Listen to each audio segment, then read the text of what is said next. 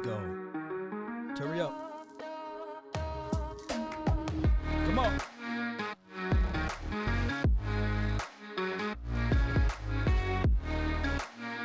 Get your mind together. Shout out to all of the notification squad up. Gotta grind to shine. Plus more.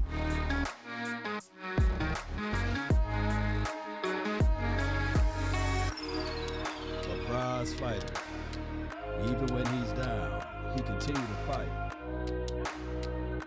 Tell people all the time, when you're up against the struggles, meet it squarely face to face.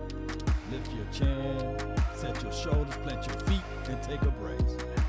Let's go. Yeah. Come on. Let's grind, let's go. Shout out to everybody. Be sure hit that subscribe button while you're jumping in. Shout out to all the HBO squad. Ooh, Ray, where you at? Mama, there go that man. Yeah. Come on.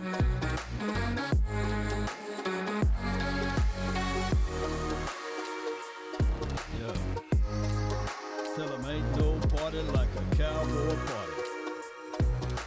Yeah. I hope you guys got your coffee. I got mine.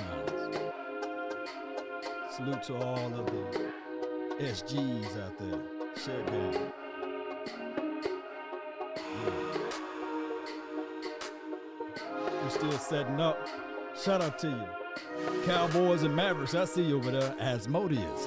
Let's continue to grind. Yeah. Right. Yeah. Come on.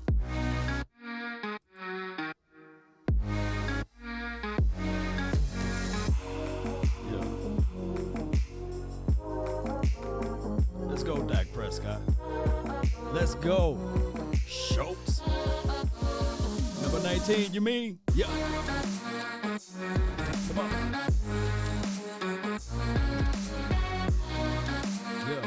Yeah. Come on.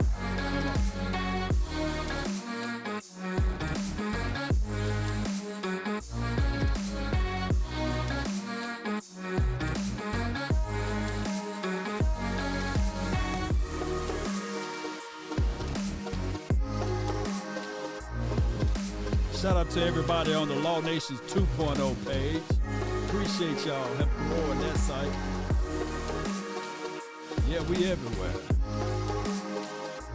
How beautiful it is. Turn me up. Turn me up, baby. Yeah, where my dogs at? Come on. I heard the Cowboys signed Reggie Davis. Is that true? Put it in the comment box. Let's go. Ain't no party like a Law Nation party. Ain't no party like a Cowboy party. Let's grind. Let's go, Cowboy Nation. Yeah. Come on. Grind with the nation, baby. Yeah.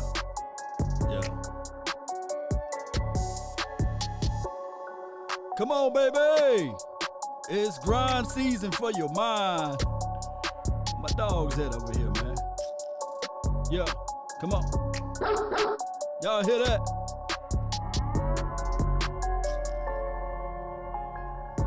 Come on.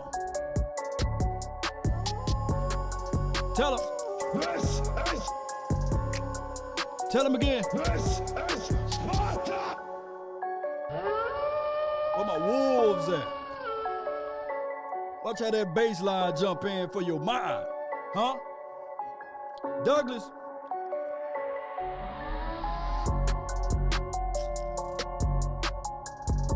Come on. Yeah. Ain't no party like a Law Nation party. Ain't no party like a Cowboy party. Let's grind. Let's go. Let's grind for your mind. Let's go. Italian Cowboy, I see you. Edward, I see you. Go. Turn me down, baby. Turn me down. My name is Law Nation, LAW Nation. No hesitations or deviations or situations where you want to handle these ramifications if you do such. Let's continue to grind, Cowboy Nation. Reggie Davis, y'all remember him, right? Cowboys and signed Reggie Davis. He was the All-Pro Hall of Famer, training camp superhero, man, OTA All-Star. Let me get one of these. And what happened was when the lights turned on, he disappeared. Reggie Davis, me and Shango, we was live at the Oxnard a couple of years ago, and Reggie was lighting it up, baby. He was taking the top off the defense. It was the year we just got off of Cole Beasley. They gave him Cole Beasley number. Are off. Gonna be greatest show on Turf 2.0, DC4L. The Lunatic! Turn me up for the Lunatic. Yeah. yeah, y'all remember Reggie, you know, and shout out to Reggie, though. Shout out to him. I ain't hating on Reggie. It's just that it's good to know that the Cowboys are still turning the roster. They still trying to find out how they can become the better version of themselves. Shout out to you, the Lunatic, again, man. Let me just repeat that. Just for putting it out there in the atmosphere, man. I love it. Let's go. Are off. Gonna be greatest show on Turf 2.0, DC4L. Off season is always a pleasure. Are off. Gonna be greatest show on Turf 2.0, DC4L. Multiple times for your mind. He's talking about our offense. Is it stuck on a repeat? She might say it again. AI might say it again. So my thing is, it's good. It's good to know that we have the offense that should take off. We have the weaponry. We have a healthier, quote-unquote, offensive front, right? As far as the offensive line, there's 5 of those guys. It looks as if, though, Elijah Elliott is in tip-top shape, and he's focused in. He got something to prove this year. Everybody mentioning other running backs outside of his name. It's good to have those love and adulations toward the other running backs. But Ezekiel Elliott, he's saying, hey, the path of the righteous man is beset on all sides by the iniquities of the selfish and the tyranny of evil men. But blessed is he. You know what I'm saying? So that is Ezekiel Elliott. He's coming to prove the point. And, of course, Tony Pollard looking at it like, okay, if I ball out this year, this could be heading into a contract situation whereas I can put and bring forth money that the Cowboys going to have to fork over, or I'm entertaining myself for another opportunity for another team. That's just how it goes, Cowboy Nation, as well as Michael Gallup, right? And even when you look into the contractual situation for number 19, and that is Amari Cooper, who is dangerous with his route running, and had a good year last season, played healthy throughout that year. And this is pretty much a cemented type of situation because the Cowboys can technically cut bait with him and only will have to eat $6 million at the end of this year, give or take, because all of his money, his guaranteed money, was already front-loaded. So he got something to prove, too, and this is what we call chess versus checkers, right? So we got on our offensive side of the coin, I think that we're okay. And then, of course, Dak Prescott, hey, y'all know he been licking his chops saying, okay, let me get back out here. Let me showcase my talent and all of my abilities to the world. That they didn't just give me this money so I can lay down and put on some Jordans and say, okay, this is who I am. No. Cowboy, let me see. Somebody asked Cowboys and Mavericks said, what's the real news on Coop?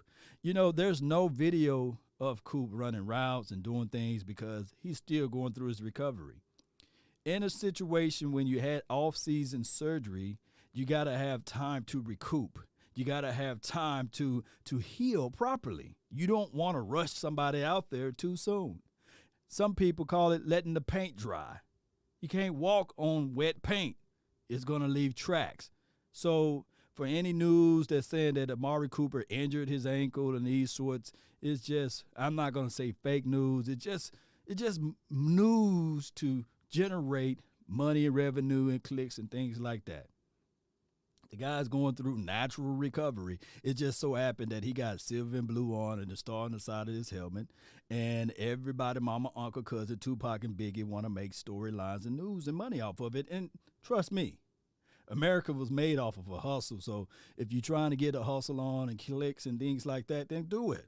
But the guy's going through recovery. He's the least of our worries. He is. It just takes time. And I do know a lot of people look at that Amari Cooper situation and scenario and say, see, he's injury prone. No, that's not the case, nor the scenario. It's just that it's one of those things, right? We would take a situation where somebody's going through recovery and say it's injury. No, it's two different phases of it, right? Brian Bradford said stanky Yankees. Yeah. Same thing with them, too. They are a baseball team that a lot of people talk a lot on. Coop, fine. Thank you, Jesus. Yes. Hallelujah. Yeah. Appreciate you, Italian. Cowboy, appreciate you, man. I love No Dallas drama this offseason.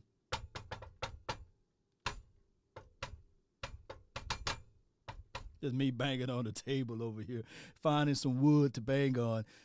No drama is good, even though the TMZ tried to put out there that Ezekiel Elliott dog bit the hell out of somebody, and they were trying to put that out there. But, it is what it is. That's just how it is when you have animals, right? Pets, and people trying to come up on a dollar. They're going to find something.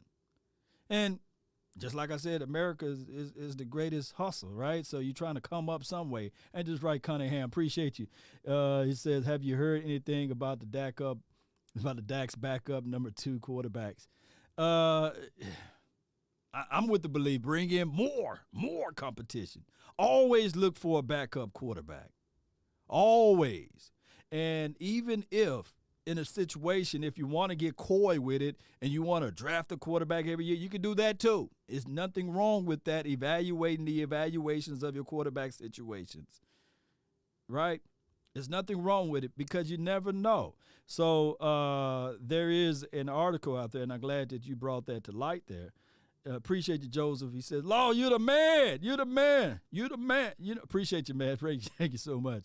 Trayvon, appreciate you.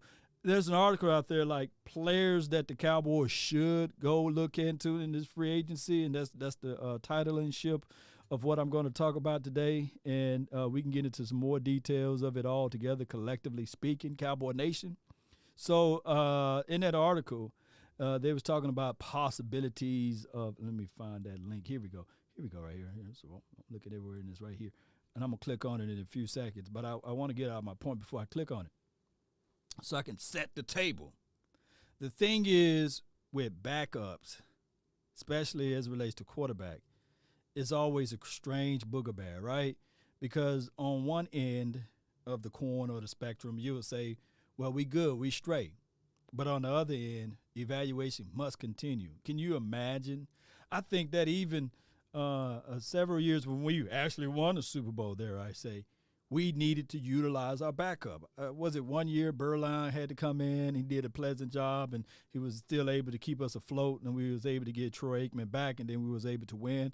And then another season, we were able to bring in Jason Garrett, and he had a Hall of Fame type of game against the Green Bay Smackers, and we was able to win that game. So it's always a good thing to make sure that you have your affairs in order, right, as it relates to that. And fast forward into the modern day football, I think that the Denver Broncos 1 year had themselves a backup quarterback to help out Peyton Manning. Stepped in, kept won a few games, and then Peyton Manning was saying, okay, cool, it's playoff time now. Let me put on my Superman cape and win this thing. And that's what happened to them. And one can say the same for the Eagles. Carson Wentz went down, and this other guy, I forgot his name, he came in and stepped up, and he was able to take them ultimately to the Super Bowl, and he was able to win that one. So you got to have your backup quarterback, ladies and gentlemen. And it's always something that we looked at and said, okay, last season, a lot of people were saying Andy Dalton, right? And I always wanted a backup quarterback to come in to be similar to Dak Prescott. But quarterbacks are stretched thin. You got to figure out ways to bring in, to me, a quarterback earlier enough to get continuity and rapport with said team so that they can have their go-to guy and they can help things out in that fashion. Appreciate you for bidding. Thank you, man. Thank you for jumping in. Stan, thank you for being part of this thing. Yep, Italian Cowboy says, yep. Lord, you got to give us your thoughts on Bohanna. Big Bo, Joseph, yeah. Whew. A pushing big body can't stop me for the 9-8. I got to sell 1 million copies. That's what Big Bo remind me of. Want to be a baller. Yeah. So Dallas Cowboys, 4 free agents. And let me copy this so you guys can have the article yourself. Yeah. Here we go. And there's the article there that I'm going to read off of. Shout out to them. Give them credit, right? Cowboys and Mavericks says Gibbert okay. Tukey Jeters. What is that? But Gibbert is okay, but at the sample size, the slider. He wasn't the full hamburger. I want the full hamburger. Sometimes you go to the restaurant, you eat the little sample size. I want the full hamburger. The good one, it tastes good by itself when it's small, but I want the full hamburger, right? So that's what Gibbert was. And it's something that either the Cowboys are not willing to put out there, or it could just be a solid for Andy. And they wanted to keep him out there for some reason to see if he can turn things around, and it just didn't happen. But here's the article. Dallas Cowboys, 4 free agency. Appreciate you, Damian Adams, for the donation over there for the 50 stars. Dallas Cowboys, 4 free agents to sign before training camp 2021. I read that kind of backwards, but you guys can see it right here. And one of their guys they have out here is this guy. He's number 4. Is it Mullins? I didn't read the article all the way. Pardon me, Nick Mullins. And let me see what they say. Dak Prescott breaking his ankle last season. Andy Dalton did much of This year, the Red Rifle is in. They're still calling the Red Rifle. He's in Chicagoland. Dallas has kicked their tires on Brett Hundley, Jeff Driscoll. Nick Mullins. Let me see if we got some good stuff. Y'all post me y'all thoughts on Nick Mullins. He's 26 years of age. Shout out to him. I think he's from Mississippi, where he played at UMC or USM, I meant to say. 16 career starts. His record is 5-11. Completion percentage. Y'all have to pardon me. Let me drink some more of my coffee. 64.5. 4,714 yards with 25 touchdowns. Oh, he got 22 picks, though. He is not elite, but he is a decent game manager. Should the Cowboys kick the can on him, basically, in this wonderful article? I think that Nick Mullins is better than Ben DiNucci. Can anybody agree or disagree? Oh, wrong tab, but that's CD Lamb right there. Is Nick Mullins better? Is Nick Mullins better than Ben DiNucci? I'm going to see what you guys said. Only backup worth a damn. Yeah, this is from Ryan. Yeah. And this is what we're trying to do. We're trying to get my seat together. We're trying to figure out and find a way to help this team out, not in the long run. Well, in the long run, not in the short one, right? You want to say, okay, yeah, I trust in Ben DiNucci. Yeah, he was thrown out there into the fire, but we're going to have to wait till he develop, and it could be 3 to 4 years, maybe 5 years at max. And him sitting on the bench may be his best option, right? Most of the times, just like the great Bill Parcells used to say, is that, hey, these quarterbacks takes time to develop, and you don't want to anoint them too soon. Appreciate you, Matt. Appreciate you so much for that. Appreciate you.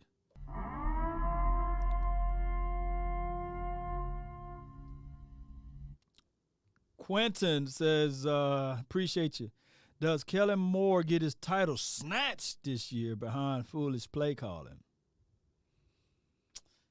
I'm gonna break that down. We got a donation over here from Alex. Shout out to you, Law. Appreciate you. Ashaniqua, Pookie, Ray, DC for life. Lego. Oh my goodness. My AI, she kind of sleep today. She gonna eventually yell that out. Where she at? I'm gonna stop when she yell it out. But going back, there she go. Where she go? Shout out La Ishanika Pookie Rare DC4L Lego. Lego. Shout out to you. What up? All right. Appreciate y'all, man, for the donation. I believe that Nick Mullins is better than DiNucci, right? I don't know if he's better than a Dan, what was it, Gilbert, or was it, what's Gilbert's first name? Whatever Gilbert is. I don't know if he's better than Gilbert, but he had more opportunities than Gilbert, right?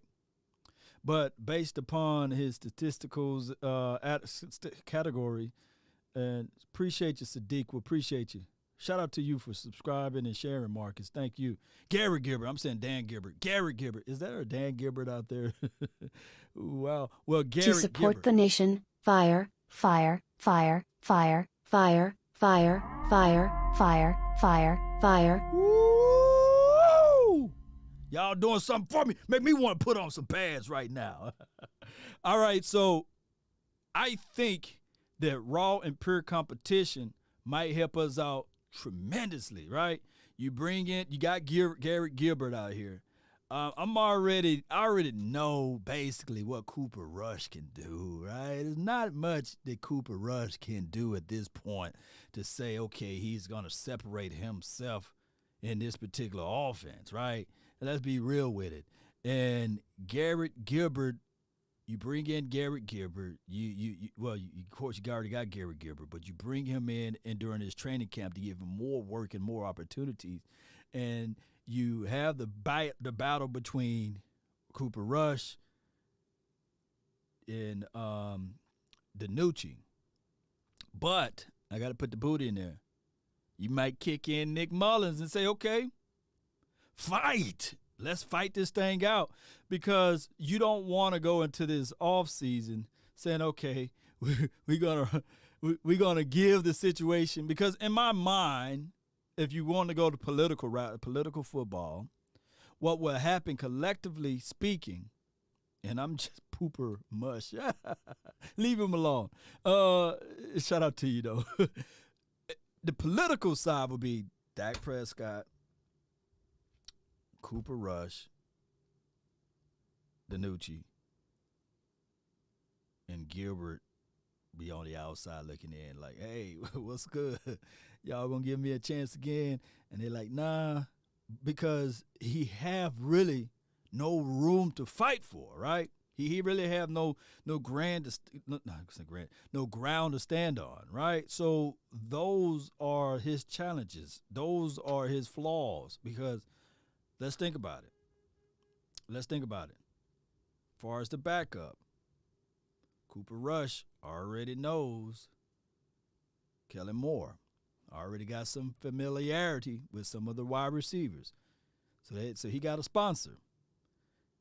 And then when you look at DiNucci, this is just me talking from the political aspect of the football situation.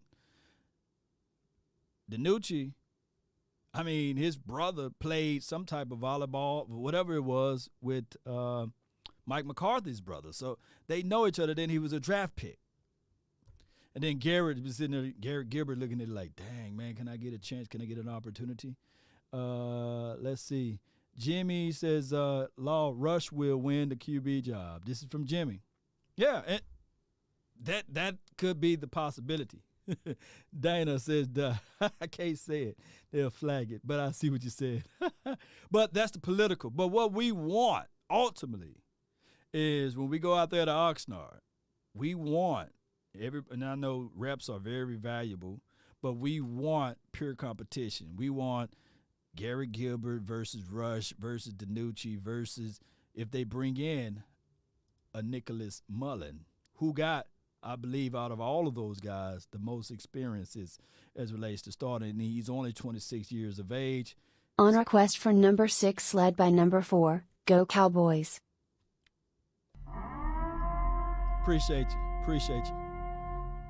And can somebody put down like the collective stats of all of those guys as far as their completion percentages and their collective yards, 4,714, 25 touchdowns to 22 picks. That is a high interception ratio, by the way. And I believe that Nick Mullins is more of a gunslinger. I'm not going to call him Tony Romo, but more of like the Brett Favre-ish, I don't give a damn, I'm going to throw the ball into triple coverage guy. Let me know of you guys' thoughts on that. And then we go to the next one. Let me know. And from what I've heard, and this one is one of the things that they were talking about in this article on the NFL Spin Zone. The Cowboys should consider bringing in Olivier Vernon, edge rushy guy from Cleveland who's on the street right about now. And let me see what the explanations is. He missed 6 games in 2019 due to a knee problem. He tore his Achilles in 2020. I don't know. He'll be 31. I don't know about him, I'm good with what we got. That's a no-go, That's a let me tell that article. Whoever wrote this, lean forward just a little bit. Yeah, right there. Get out of here with that one. I wouldn't go with this one. But let me see. Let me poll you guys. Are you guys fan favorites of Olivier Vernon? Let's see. Vernon only in case of injuries. But we got Bradley Anai. We got Rondell Carter. We got, let me see who else on the bottom end of this. We have Basham. We have who else on the edge there? Of course, Randy Gregory and D-Law. Those are cemented in. Name me some of the guys that we have on the edge. Golston. Name me some guys that we have on the edge that we okay with. Italian says a little long in the tooth, right? But y'all know I always say, that new broom sweep the floor good, but that old broom can get the corners, right? No to Vernon. Anybody can give me an explanation of why you should bring in Vernon. Vernon could be a nice rotational piece, 10 to 15 plays per game. This is from BD Gray. Armstrong, unfortunately. Oh, so we can do it this way. Armstrong or Olivier Vernon, right? And that's Jerry Wayne Jones' guy, right? He loved Dorrance Armstrong. Pass. A lot of people, shout out to my dog Thomas Garrett. Appreciate you for jumping in. He says pass on that. Okay. Still don't know why we still have Dorrance there. Hey, it is what it is. But Dorrance Armstrong over Olivier Vernon. I think a lot of people would take Olivier Vernon over him, even though he had back-to-back injuries. And let me see. I would have to pull up.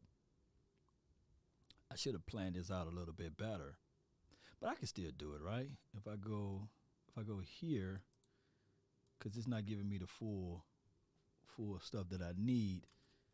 And let's go stats. Let's go. We on the fly, baby.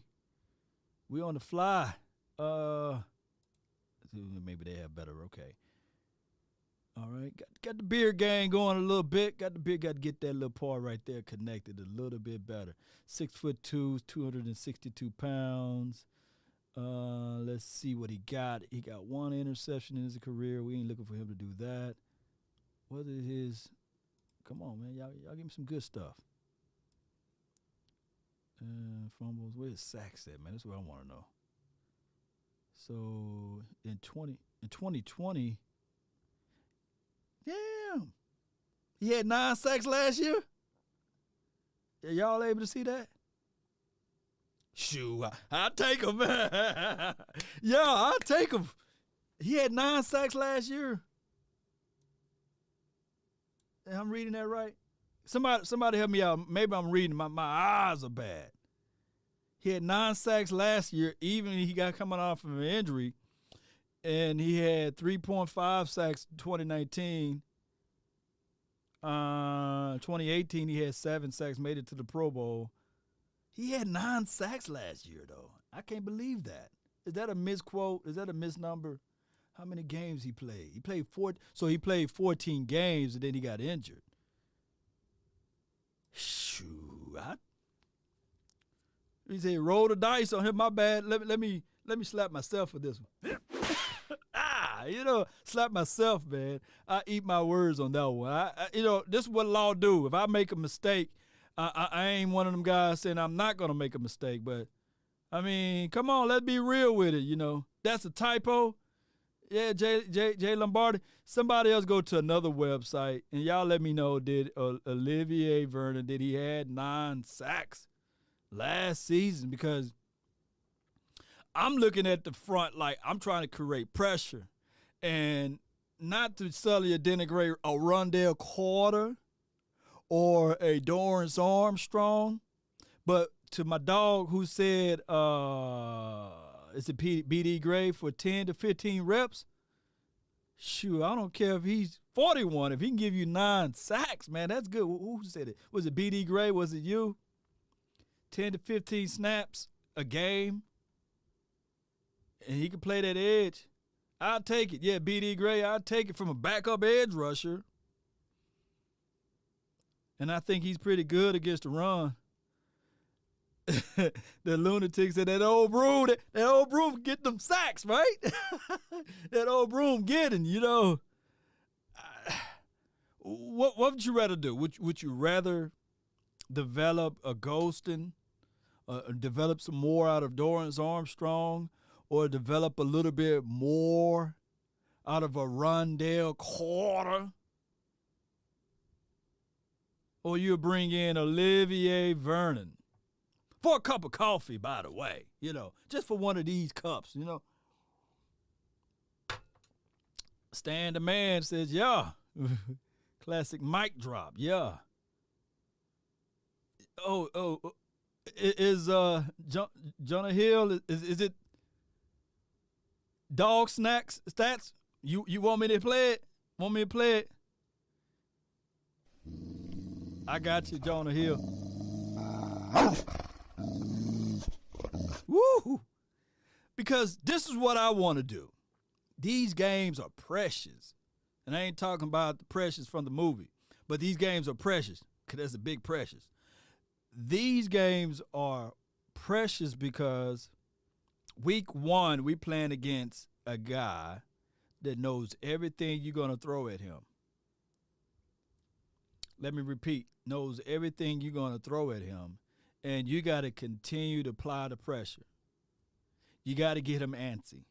And once he get the happy feet, not talking about that movie, he will turn the ball over. He will give the ball back to your offense, basically. And that guy is Tom Brady. Every game is valuable, in my opinion. And if you can have somebody that got wisdom and understanding and know their place and know where they're going to be as far as their lane, then you bring him in, Olivier Vernon, with his production. So, yeah. He was one of the few players that really,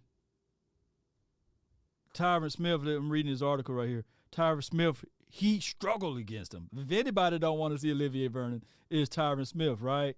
And I remember the games that he showed his you-know-what off when he was with the Giants there when he was playing against us. So that's Olivier Vernon. All right, so we're going to go to the next guy. But I wanted to know y'all thoughts, so let me repeat. I want to see in the comment box. Type in yes for Olivier Vernon if you want him, or just type in no Olivier Vernon, and you can just use the situations there. He had 9 sacks last season. He also had 63.5 career sacks. That ain't bad. How many years he's been in the league? He's been in the league for a good little minute there. Let me see. Let's do this. DeMarcus. Okay, I can't smell. DeMarcus. Not cousin. Lawrence, man. Stats. I still spell it wrong, huh? All right. Bam. And let's see his career sack total. I know. Damn, hit the wrong button. Y'all bear with me. Where are you going? It's still on there. Okay, good. All right, let's go. Where is sacks at? 45 career sacks. 45 career sacks. And, of course, he drafted 2 years before DeMarcus, and he got 63. Okay, so there's two different types of scenarios and situations there. But I think we can need a little help in the sack category. So 45 to 63. And, man, if we can get D-Law back to these 2 years, 2017, 18 years, oh, yeah, we'll be eating good then. We'll be eating good because in 2017 he had the 14.5. We were like, Pookie, Ray, Ashanika, we made it, right? The laws is coming, baby. Hey, we was playing this. And then the 2018, he backed it up a little bit with 10.5, and he's good against the run, Cowboy Nation. But I'm looking at it like, hey, I'm always trying to better my best, right? So if we can get somebody that can help us out in the sack category, that will be a plus to us, right? Let me see what y'all talking. Yes, out there, yes, hell yes. I see yes, indeed. Still a lot of people saying yes. Mike Meticulous like, nah, dog, we don't need him. So majority of the house is saying yes to Olivier.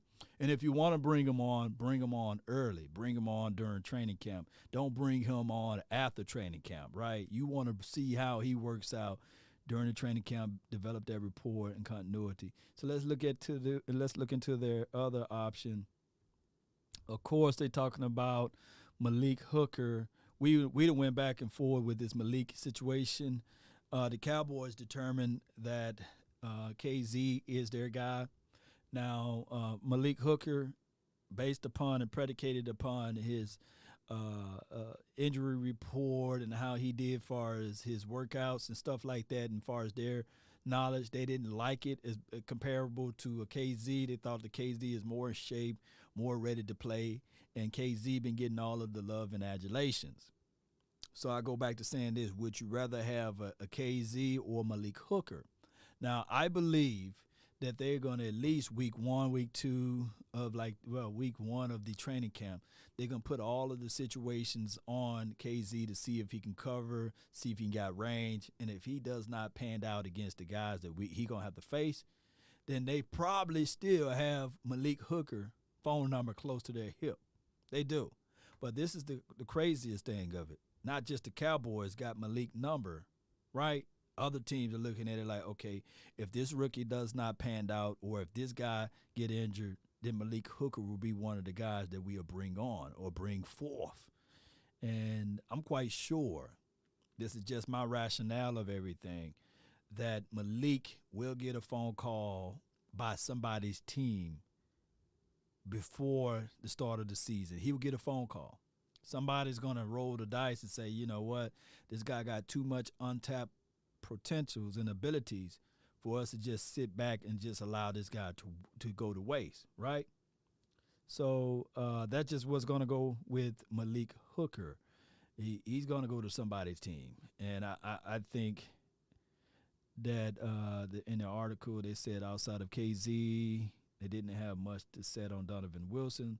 They played well at times, but still projected as Israel is going to be the safety. Where J-Ron Curse is also brought in for mostly depths. And we'll find out what they're going to do. And y'all can read the full article. I already posted a link in the description box. My thing is with J-Ron Curse, it's all good right now. You running around without the pads. You picking off the quarterbacks. I mean, it's light work. Now he got the height and the measurables that they like. My bad, that they love. It's all good now. But just like what Reggie Davis did a couple of years ago, Reggie Davis was the OTA training camp all-star. He was, right? Everybody loved Reggie. But when those lights turn on, we will see what J-Ron Curse is going to do.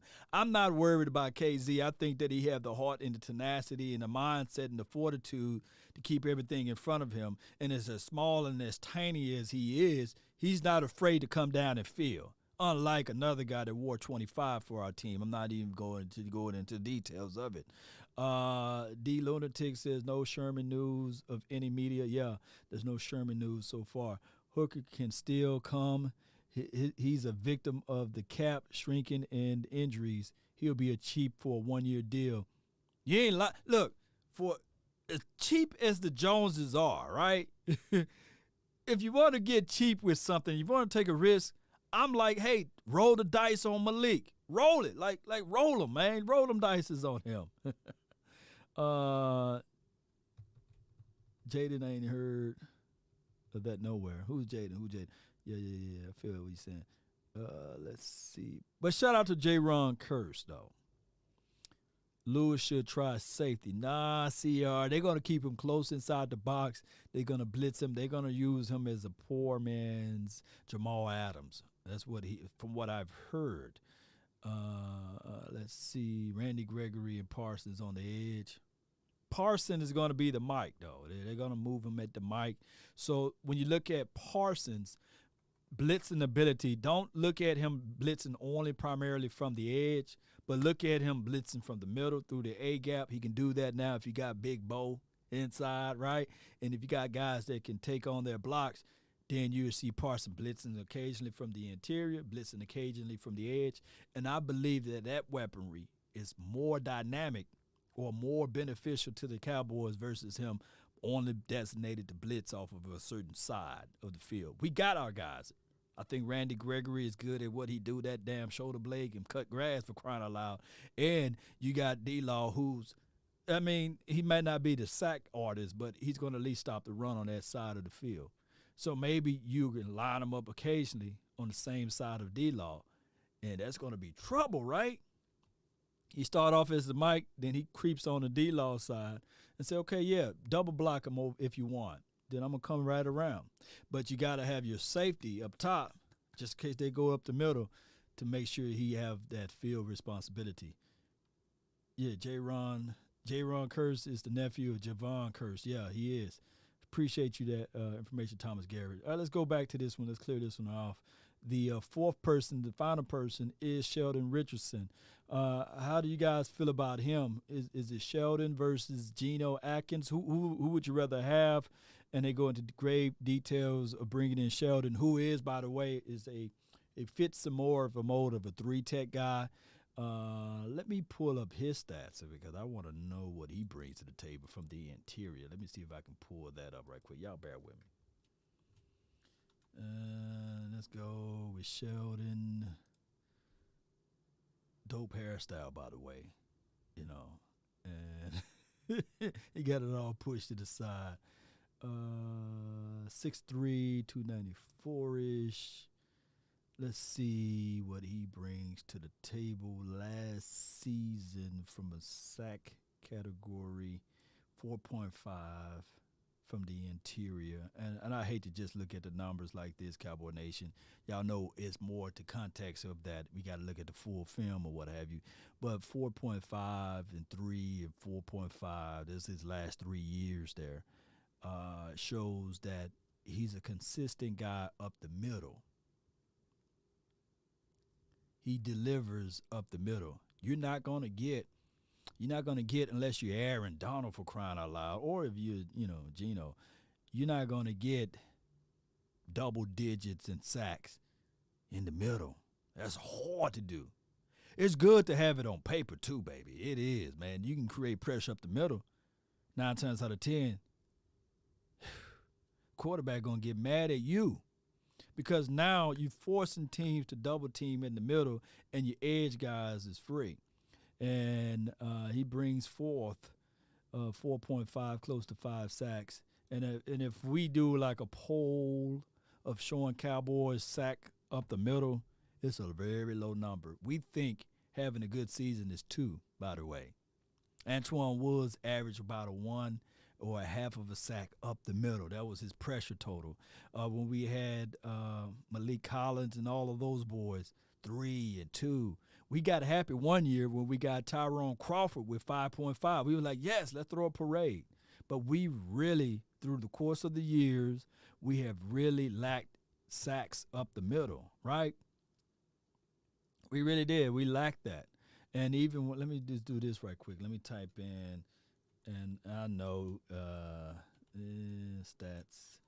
Let's go Geno, and we'll put this down there. Let me show you, like, far as from a production aspect. This is Geno, by the way. He's long in the tooth as well. 6'1", 300 pounds. This is all what we hope that Osa will become, right? We're hoping that Osa will become one of these guys. Just look at it. Last season, he was injured, right? 4.5 sacks. This is from the interior in 2019.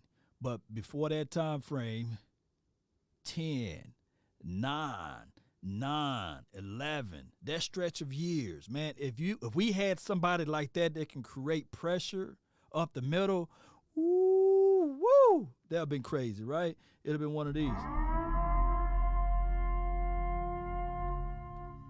Shout out to whatever that company is there, Pampers, Geno. So we need help. We do need help. We do need help up the middle, right? That knee is creeping up slowly. Yeah, got to go get Geno. Man, Geno has some great seasons. Man, you ain't lying. Let's see. Jalen may start, but he won't be there for most of the snaps. Too many better options. This is from D Lunatic. I look at the way the Cowboys should operate and utilize Jalen Smith will be sidelines, of course, nothing upfield, nothing carrying the tight end upfield. Coming downhill, let him be an aggressive type of linebacker. Don't drop him off in space and coverage. That's just my thoughts of how you should utilize Jalen Smith. Malik was accurate. He was a mistake of letting him go. This is from CR. I think the thing is with Malik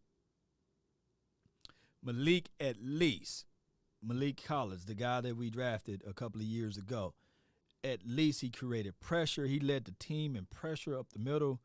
And I believe one-on-ones, he didn't get a lot of sacks, but at least he created and generated a lot of pressure. And he defeated his one-on-ones in that aspect, at least knocking them off of their marker. The problem is now is it took us a half of a season to put Neville Gallimore out there, right? And in my previous video, I talked about Tristan Hill, that he may be a surprise cut because you got too many factors involved, because you got the Justin Hamiltons, you got the Gallimore, you got him, Tristan, as well as the drafted guys and the undrafted guys that he got to fight for that attention. So Tristan Hill, although he was coming along his way, and I'm not finna put up his stats, by the way. I'm not finna do him like that. He just got to show up during his training camp, and he got to have the mindset of saying, okay, it's all or nothing. It's all or nothing. The Cowboys do not will and deal. They do not trade players for other assets. And if they do, it end up falling flat on its face. So normally what the Cowboys do, they'll trade draft picks like they did with Amari Cooper. But that was even a reach or a stretch for them to do that because it took them forever to do it. I think the last trade that the Cowboys did was, what was this guy? We got rid of, is it Ron Switzer, for a guy that didn't even stay on the team, I believe. I've got his name. It was for an interior guy. And I was saying, like, man, y'all need to stop canning Ron Switzer. Yeah, he had one bad game where he fumbled the ball and the people put him on the mercy seat for that entire year. But he made it up for it against the Washington team. He scored a kickoff return. What was the guy name that they traded Ron Switzer for? Y'all put it down in the comment box. He was for the interior guy. I forgot his name. Nevertheless, we'll move on. But that's what the Cowboys do. We'll hold on to a player and expecting to get compensatory picks, which turned out to be Jihad Ward. Appreciate you, man. And my dog attack. You a dog over there, man. Nick, appreciate you. Woo. Man, Ty, you got to keep your dog back, though, man. Boy, that dog, something else, man. Yeah. First name, Wash. Shout out to you, KD. Yeah. Jabril Cox, I feel you on that. All right, so let's play this right quick. We'll transition over back to the offense. Let's play this right quick. A century. It's now 26 years since they made it to the NFC Championship game, but there's always plenty of hype. One of the focal points of the hype this offseason, second-year receiver CeeDee Lamb. On Thursday, Coach Mike McCarthy and Lamb talked about the leap that they expect from the first-round pick in 2021. Here. This is Peter, I forgot his last name, as well as Mike. I forgot his last name too, but Peter and Mike. Y'all can put their names in the chat box from Yahoo Sports. They are. I think, CD is an excellent example of what you're looking for in your second-year players. I've always felt with a full off-season program, the age, the second-year player benefits the most. I've always felt when you're able to have the full 9 weeks, and I've always referred to it as the second-year jump. I feel like the jump is definitely there. It's all in the future whether to gauge it. I'm excited about the future. Can't wait till the season, and but definitely OTAs has been a big plus for me, in my opinion. I see your bracelet. What are we getting the popcorn ready for on the deal? You saw it today. You saw it today. Okay. Anything else? What is the bracelet? Get your popcorn ready. Yes, indeed. No, that's not Mike Fisher. It's another Mike. His name's at the tip of my tongue. But the other guy is Peter King, and the other guy is Mike. His name is at the tip of my tongue. Once I can figure out his name, I'll get with it. Oh, get your popcorn ready. Hey, you got to send T.O. a few bucks if you use his catchphrase, CD. Get your popcorn ready. We haven't heard that in a while from an NFL receiver, but no reason to think this guy's not going to continue to develop. They have a great core of receivers there in Michael Gallup, Amari Cooper, and CeeDee Lamb. Tony Pollard getting some reps at receiver so they can get their best guys on the field because he's stuck behind Ezekiel Elliott, and he's shown he can play at a high level. Cowboys offense, a lot of stuff to be excited about, Peter. It's the defense that is going to keep people up at night, and it's going to result in some high-scoring Arena Football League games for that team this year, I believe. No, that's not Mike Fisher. We all know, Mike, that last year the reason that the Cowboys crashed and burned early is that their defense did not take on, did not basically take the defense that Mike Nolan was coaching virtually and adopt it as their own. And they were awful early in the season and at all points, many points during the season. And that's why, to me, the most valuable person inside the Dallas Cowboys this year is Dan Quinn, because last year they failed to take a new defense, learn it, assimilate it, and become really good. Let me stop Peter King. That's Mike Florio, yeah. All of these Mikes, man. Mike Florio, is not Mike Fisher. Appreciate you, Jada, man. Appreciate you. I was sitting there like, man, what this dude name? And he's not Mike Fisher. He's not Mike whoever. I said, well, I just know his first name, Mike, and I know Peter. And his name Peter King, by the way. In that scheme. So now Dan Quinn comes in, kind of the uber-aggressive Dan Quinn, brings a couple of his guys from Atlanta to show the way. But this is a team that training camp is going to be absolutely vital to. And, their mini camp stuff that they're doing right now. You saw yesterday, I think it was yesterday in practice, that Leighton Vander Esch is flying all around the place, and all these guys are going crazy during mini camp. And I think the reason is very, very simple. They realize that they blew it last year. They absolutely, totally blew it last year for what would have been a good enough offensive team, even with Andy Dalton. So Mike McCarthy and Dan Quinn are laying down the law and saying that's got to change. Law. Y'all stop saying The question is, if Dak Prescott's healthy all year long, will it matter how good or bad the defense is? Because with Dak, and he was on pace to have a ridiculous amount of passing yards. I mean, it would have been a record. Now, it was through 4 games. He got injured in week 5, I believe. But if Dak's healthy, just go out and ring up the points and dare the other side to match it or beat it. I just wonder, the big talking point that we missed last year, we all missed it, was that they're bringing in Mike Nolan. They're using a different defense with guys who are suited to the last defense. Now, are there enough guys from the defense they were using before Mike Nolan to go back to that Seattle type of a defense and still make it work? What does last year's experience do by way of expunging some of the players who were able to run the pass defense, and you have to unlearn and relearn? I think that's part of this challenge. And as you say, in training camp, that's where they're going to get these guys reprogrammed to do what needs to be done under Dan Quinn. And Peter, look, Dan Quinn's never been the defensive coordinator of an offensive team. He was the defensive coordinator of a defensive team where Pete Carroll. That's some deep stuff. Y'all write that down. Y'all write that down now. Write that down. And come back and report to me midway through the season. And I'm gonna rewind what he just said. Just listen. Just listen. Was basically in learn. I think that's part of this challenge. And as you say, in training camp, that's where they're going to get these guys reprogrammed to do what needs to be done under Dan Quinn. And Peter, look, Dan Quinn's never been the defensive coordinator of an offensive team. He was the defensive coordinator of a defensive team where Pete Carroll was basically in charge, and then he took over as the head coach of the Falcons. This is kind of a new thing for him, where, some of these offensive coaches basically hand the keys to the defense, and it's all yours. Maybe he'll thrive. Maybe this is exactly what he needs. But this is new for him. He has not done this, where he's been that guy who basically runs the defense while the offensive head coach is worrying about that side of the ball.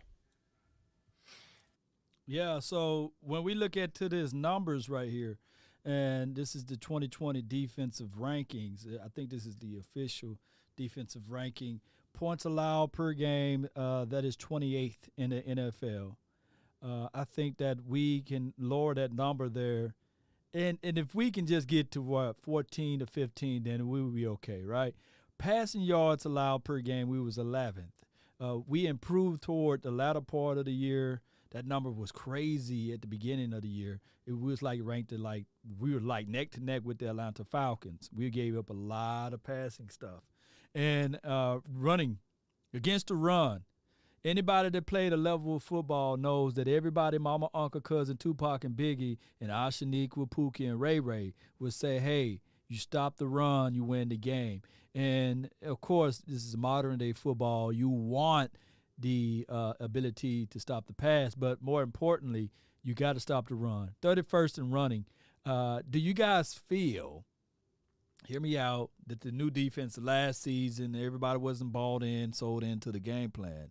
But do you guys feel that, in the 2021 season, we'll be dead last or right there as it relates to stopping the run? Y'all let me know. Y'all let me know, are we better in stopping the run?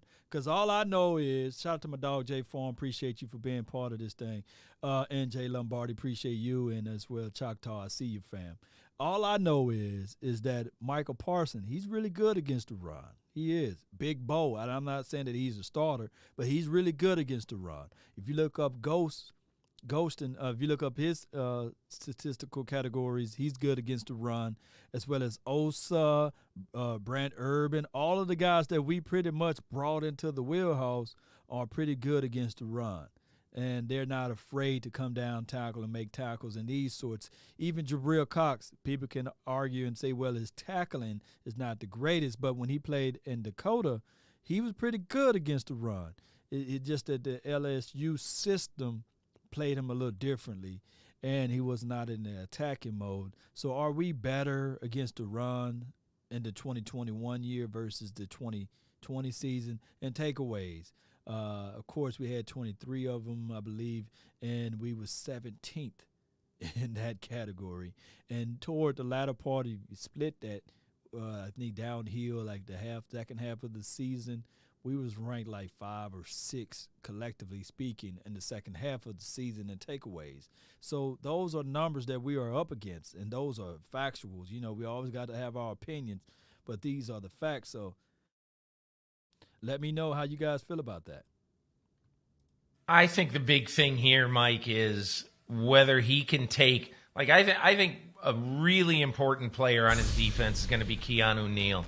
Because when you look at the way Keanu Neal plays, okay, he is a guy who is a classic big safety to play down in the box and to impact the game both in the run game and the pass game. I think he's a terrific player, a terrific add for the Dallas Cowboys. The question is, how do they move him into the lineup? Is he going to take some snaps away from Jalen Smith, let's say? Those are the kind of things that are to be determined. But I think the one other thing, Mike, you talk about, you sound like you almost take for granted that Dak Prescott is going to come back. This offense is going to be great. I think that's likely. I do. But here's what I'm worried about. Here's what I'm worried about on offense. I'm worried about an offensive line that 3 years ago, was far and away the best in the league. Mm-hmm. And right now, I don't know how healthy that offensive line can stay. With Smith and Collins at the bookend tackles, they've both had injury issues. Can Zach Martin stay healthy the whole year? Will they be able to get good enough play from a rising player, but we don't know that much about him yet, and Conor Williams? This used to be, a granite wall up front. And now we don't know exactly what it is. And so we'll see what that is and how well they play. But, Mike, one of the things about the great offensive line they had is it allowed Ezekiel Elliott to get 4.6, 4.8 yards a carry in many games. And last year that one really suffered. Well, and one of the things that Sims noticed after Elliott held out in 2019, and I think it was still there last year, when Elliott breaks into the open, he's not able to gain as many yards in the clear as he has in the past, and that's part of it too. So when they pop a hole for you, it doesn't become a 50-yard run, it's a 20-yard run. So I think that's another factor, and that favors getting Tony Pollard more involved. And the way they did the Ezekiel Elliott contract, they're stuck, frankly, for the next couple of years, and all they can do is hope that he can regain his past form. But I'll concede the point that having an offensive line that isn't as good as it was a few years back is a factor. And it caused some to wonder what they were going to do with that first-round pick. They moved from 10 down to 12. They still could have gotten Rashawn Slater before the Chargers took him at 13, the tackle from Northwestern. They opted for Micah Parsons instead to shore up that defense. But it wasn't a ludicrous thought that they may go offensive line, because that's how they built their offensive line, with first-round picks. And at some point, they're going to have to rebuild that offensive line, not with just whoever they can find, but they got to start reinvesting first-round picks in round one, or first-round picks in the offensive line, in order to make that offensive line what it needs to be. All right, so that was the end of that one. Appreciate everybody for watching and tuning in on that episode. So let's go over this right quick, and then I'm gonna jump back to the defense. This offensive line, the front five, is the super glue, is the main thing that can hold this offense together. I gotta give you guys my reservations. And I've been having this same reservation for 2.5 years now, going on 3 years. And it says 4 sacks allowed in 2020 season. And I know you got to squint your eyes, not the best of graphics I got here, in 2020. And his name is, by the way, is Conor Williams. I'm not worried about Zach Martin. I'm not worried about La'el Collins coming back. And far as Tyron Smith, reportedly, this was his first surgery ever in his career. And he feels, and I know this is the off season, he feels like he's in the best shape of his life, and he feels like those pinched nerves are okay. So we can argue about that. But and then Tyler Biadasz, the only thing is when Tyler last season started off hot, but he got injured too. And he came, all of a sudden they said, oh, he's not ready to play because of the hamstring problems. Hopefully he got that all under control and he'll be ready and be a full go. Although Conor Williams had his best season according to Pro Football Focus, we need him to step it up, though. We need him to solidify that left guard position. Let me see how y'all feel about Tyron Smith. I mean, not Tyron Smith, but Conor Williams, pardon me. Connor McGovern over Williams. This is from Jay Lombardi. Somebody threw in LVE as a bust. Hey, leave him alone. Tyron has never played a full season with Dak Prescott as a quarterback. This is from my dog, Jay Form. Yeah, that's facts. Which is never just like Lee. This is from the Jedi. I appreciate you. Mind Tricks. Connor Williams is mediocre role. You got to put at best on there, man. I'm not worried about those or these O-line. These are dogs. Shout out to Lance Bell, man. Give you one of those every time y'all mention dog.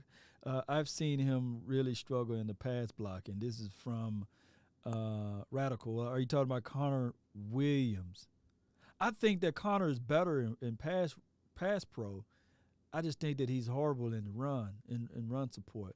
And my thing is, on top of that, he's better in pass pro than he is in run support. But collectively, just to me, he's not the guy, not the ideal guy that you want to look as an enforcer, as a mauler, as a guy that's going to set the tone and knock somebody on there. You know what? He's just not that guy. I apologize if you guys feel otherwise.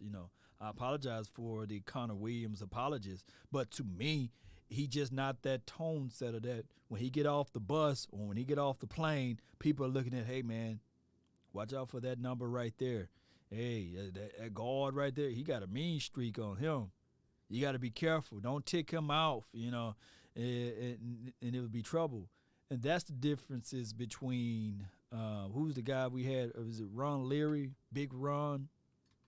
Ron Leary, although he had horrible technique at times, at least one or two plays, he'll let you know, I'm daddy now. You my baby. If you want to substitute the other word for another one, you can. And I don't see Connor. He's just like that butterfly. He's like to fly and float. And he's not that nasty dog. Now, he was nasty a little bit from his college year. I've seen him lay on people and put their face all inside and had that tone, that tenacity. But it's just, to me, Conor McGovern got that little grit to him, that grit. Y'all know what I'm talking about, right? Don't sleep on him, Lord. It's from Lance Bell. I'm not going to sleep on him. But I'm just saying, to me, he just don't have that full.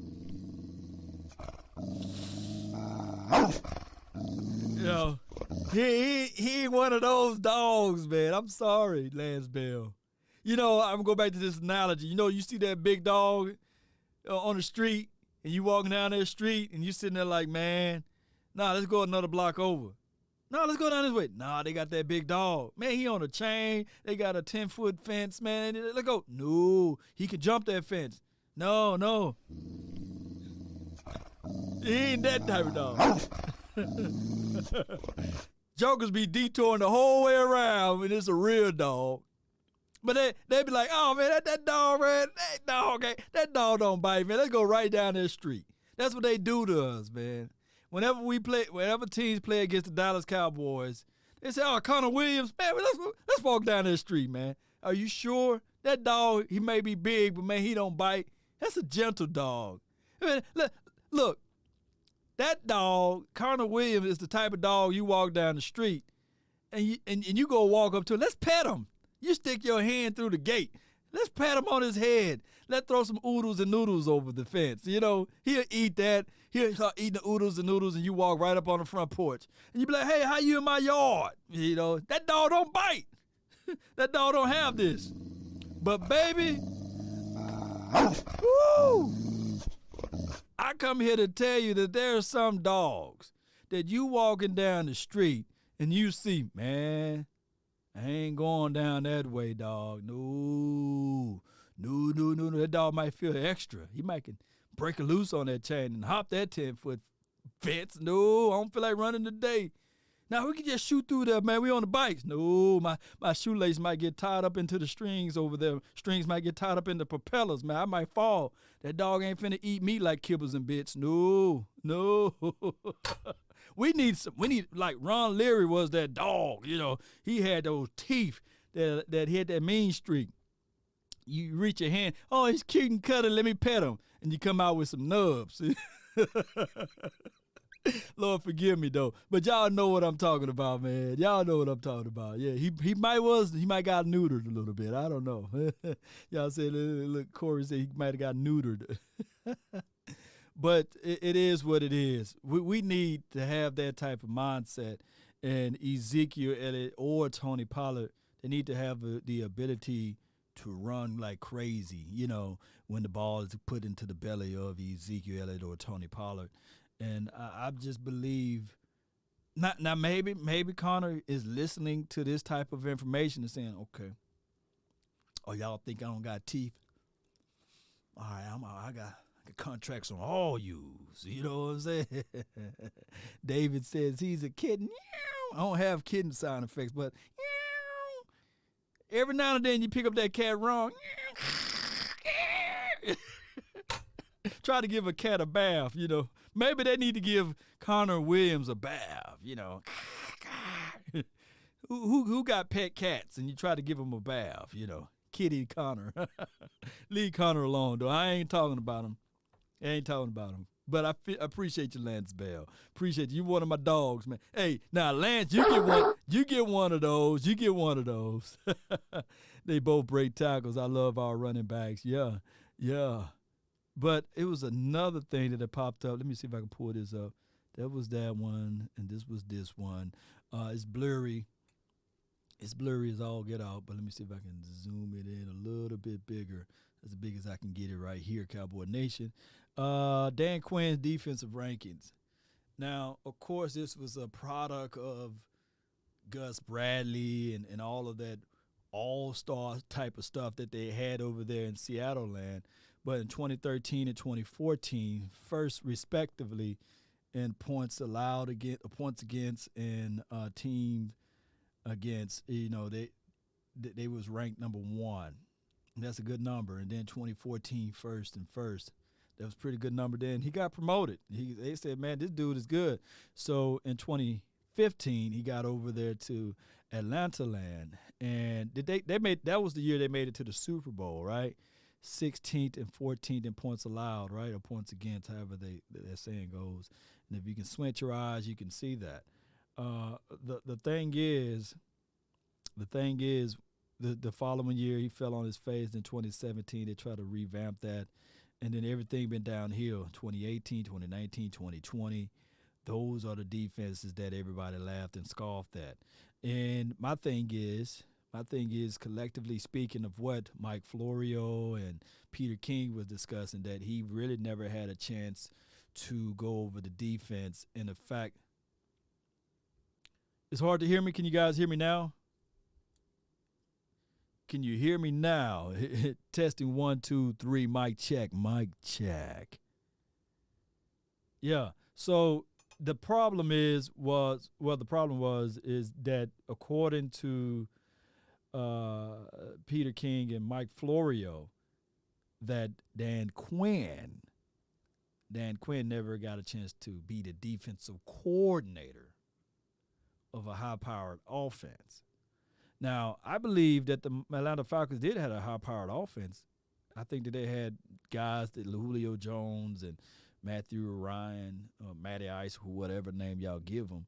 I think that the offense was putting up some stuff, right?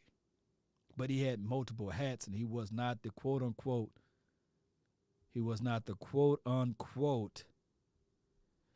defensive coordinator. So those are things that we have to put into mind and to considerations, right? Those are all of the things And pardon me, Jack. Are you the only one? Let's do a sound test. Sound test. I'm a little low. You know, I don't have no producer over here. Let me just turn it up just a little bit right here. All right. What about now? Can you guys hear me now? Testing. 1, 2, and 3. Mic check, baby. Mic check. Can y'all hear the nation? Come on.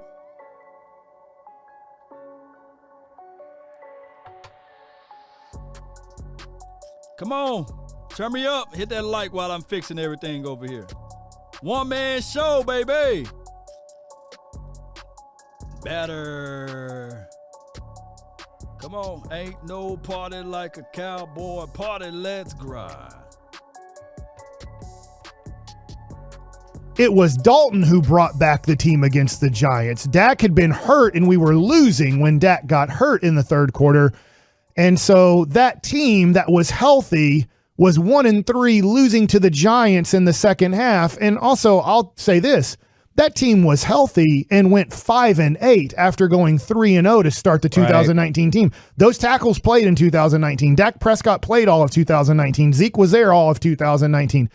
That team went 8-8 overall and went 5-8 after getting off to a 3-0 start. So I think Babe does the thing is just because they're healthy doesn't mean they're going to be good. So that was something else, because like I know Michael Gallup's out there, he's excited because he just said it. Hey, we got these guys coming back. But if you roll out there with the mindset and the idea of the guys are back, so we're good. Yeah. Without putting in the work that it takes to legitimately be back and even go further than that. Hey, Dak Prescott during his off time, he worked a little too hard. And had a little situation that he put a little too much into it. And now he's still, even Babe Laufenberg said while he was on, he's still recovering right now. He's still in the recovery process. These guys are still, it's too much to expect that they're just healthy and back out on the field. But all right, so their argument, this is 105.3 The Fan, their argument is even though the players are healthy, there still could be growing pains, there still could be issues, there still could be warts.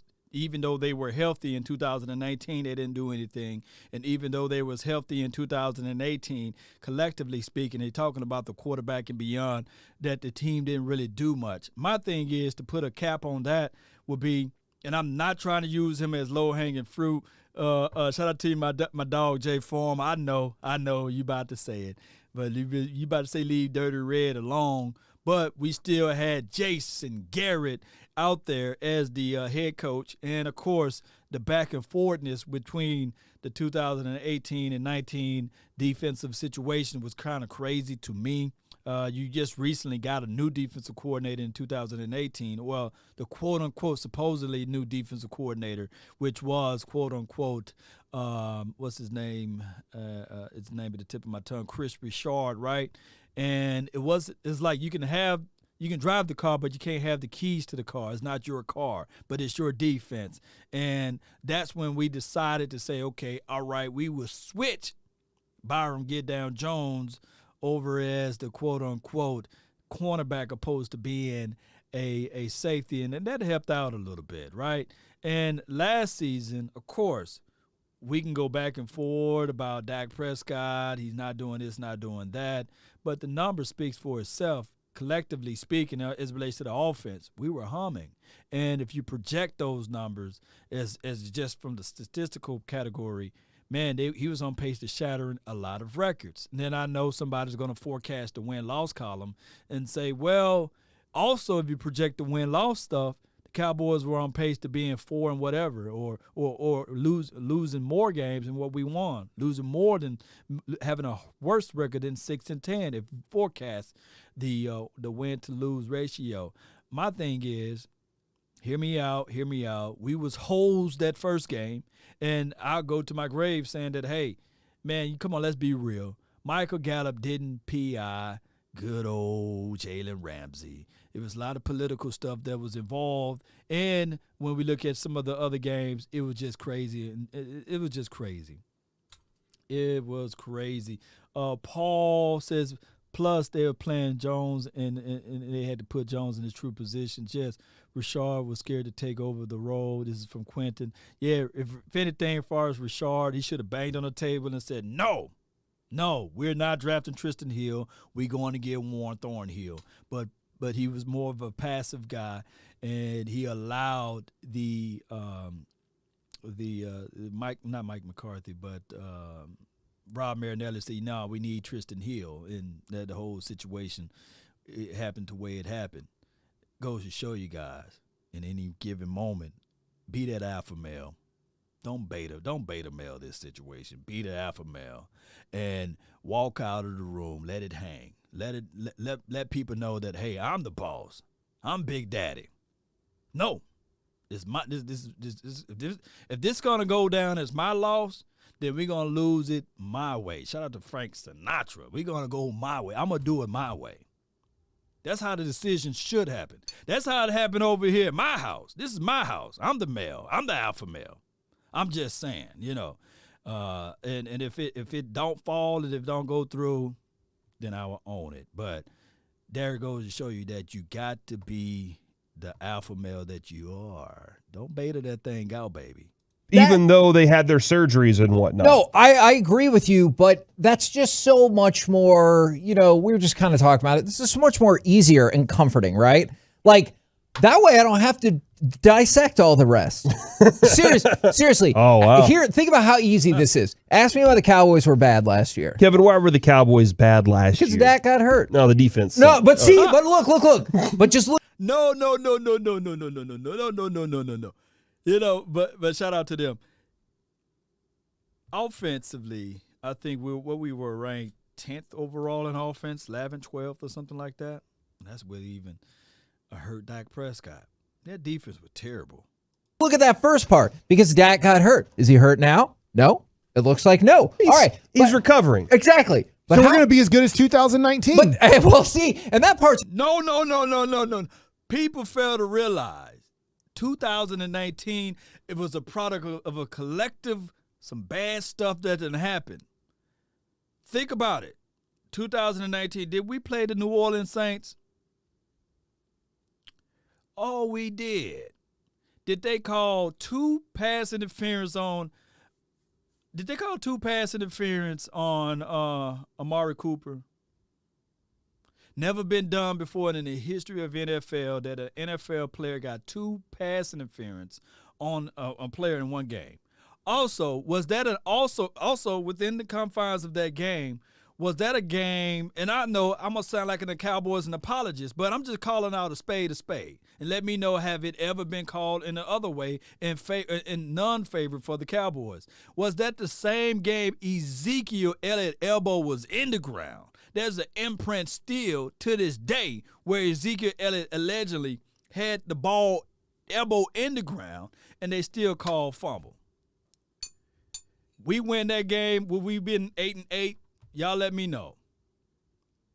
Was that a hosed job for the Dallas Cowboys? Oh, I got another one. Even though we lost against the Jets, and I know a lot of people would say, hey, man, y'all lost to the Jets. One of the plays, not saying that in 2019 it was the reason why we lost the game, but you can literally see that Jamal Adams is bear-hugging Jason Witten in the end zone. Not a flag seen.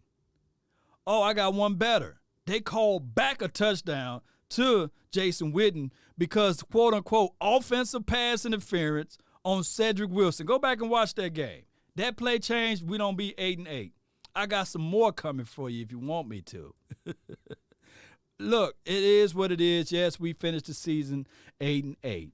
Yes, for some reason, that was the first year ever we finished 8-8, and Dak Prescott get the title, and he's 8-8, 8-8, 8-8. But I come here to tell you that I believe one year, Drew Brees, who only got one more Super Bowl than Dak Prescott, by the way, and Tony Romo, I think that they went 7-9 3 years in a row. Oh, and the monsoon game, tripping calls after a big play by the running back. Tripping calls. I think they call it multiple times. Holds the whole situation in the rain. And I ain't talking about melodies from heaven falling out of the sky and rain down on me. It was another stuff that was raining down. It's problematic. But shout out to my dog Kwame Brown. If you want to be a part of the Go Along, Get Along gang, then go ahead and do that. But I'm sprinkling you guys some of Mama cooking over here on how they like to destroy and sully and denigrate the Cowboys, by the way. But, like, if you just look at it from that perspective, it makes you feel better. As a Cowboys fan, it makes me feel better. And I absolutely hope that Dak Prescott adds 6 wins to this team. I'm damn sure hope that happens. I'm like, hooray. But if you ask me again, what was the problem with the Cowboys last year? What was the problem with the Cowboys last year? Well, the new coaching staff seemed to be really slow to adjust not only to their roles with the Cowboys, but to their role in the Corona world. And some of those restrictions are still in place. And so I have concerns about how they'll be able to translate that into 2021. Also, our defense was historically bad, and we didn't make a whole lot of additions in free agency. And I question if we have star players at any of the levels of defense and how long. Like, that's a really intense answer versus Dak got hurt. Mm-hmm. And, like, I would much rather say, but Dak's back. And so we're good to go than to deal with the fact that, like, man, I need these defensive rookies to what Mike was asking us yesterday to step up really fast. And the depth, like, yeah, that was really intense yesterday. But in addition to that, the depth on the offensive line has to be better. Yes. Like, because, I mean, don't forget that Zach Martin was missing for 6 games last year. So, like, those things are huge factors that everybody just kind of wants to ignore whenever it comes to why they were bad. And they just want to be like, well, the organization's just miserable. It was destined to happen. Do you think that's inherent of and this might be, again, longer conversation another day, is that inherent of a fan? Is because there's plenty of times me as a fan, I take the path of least resistance.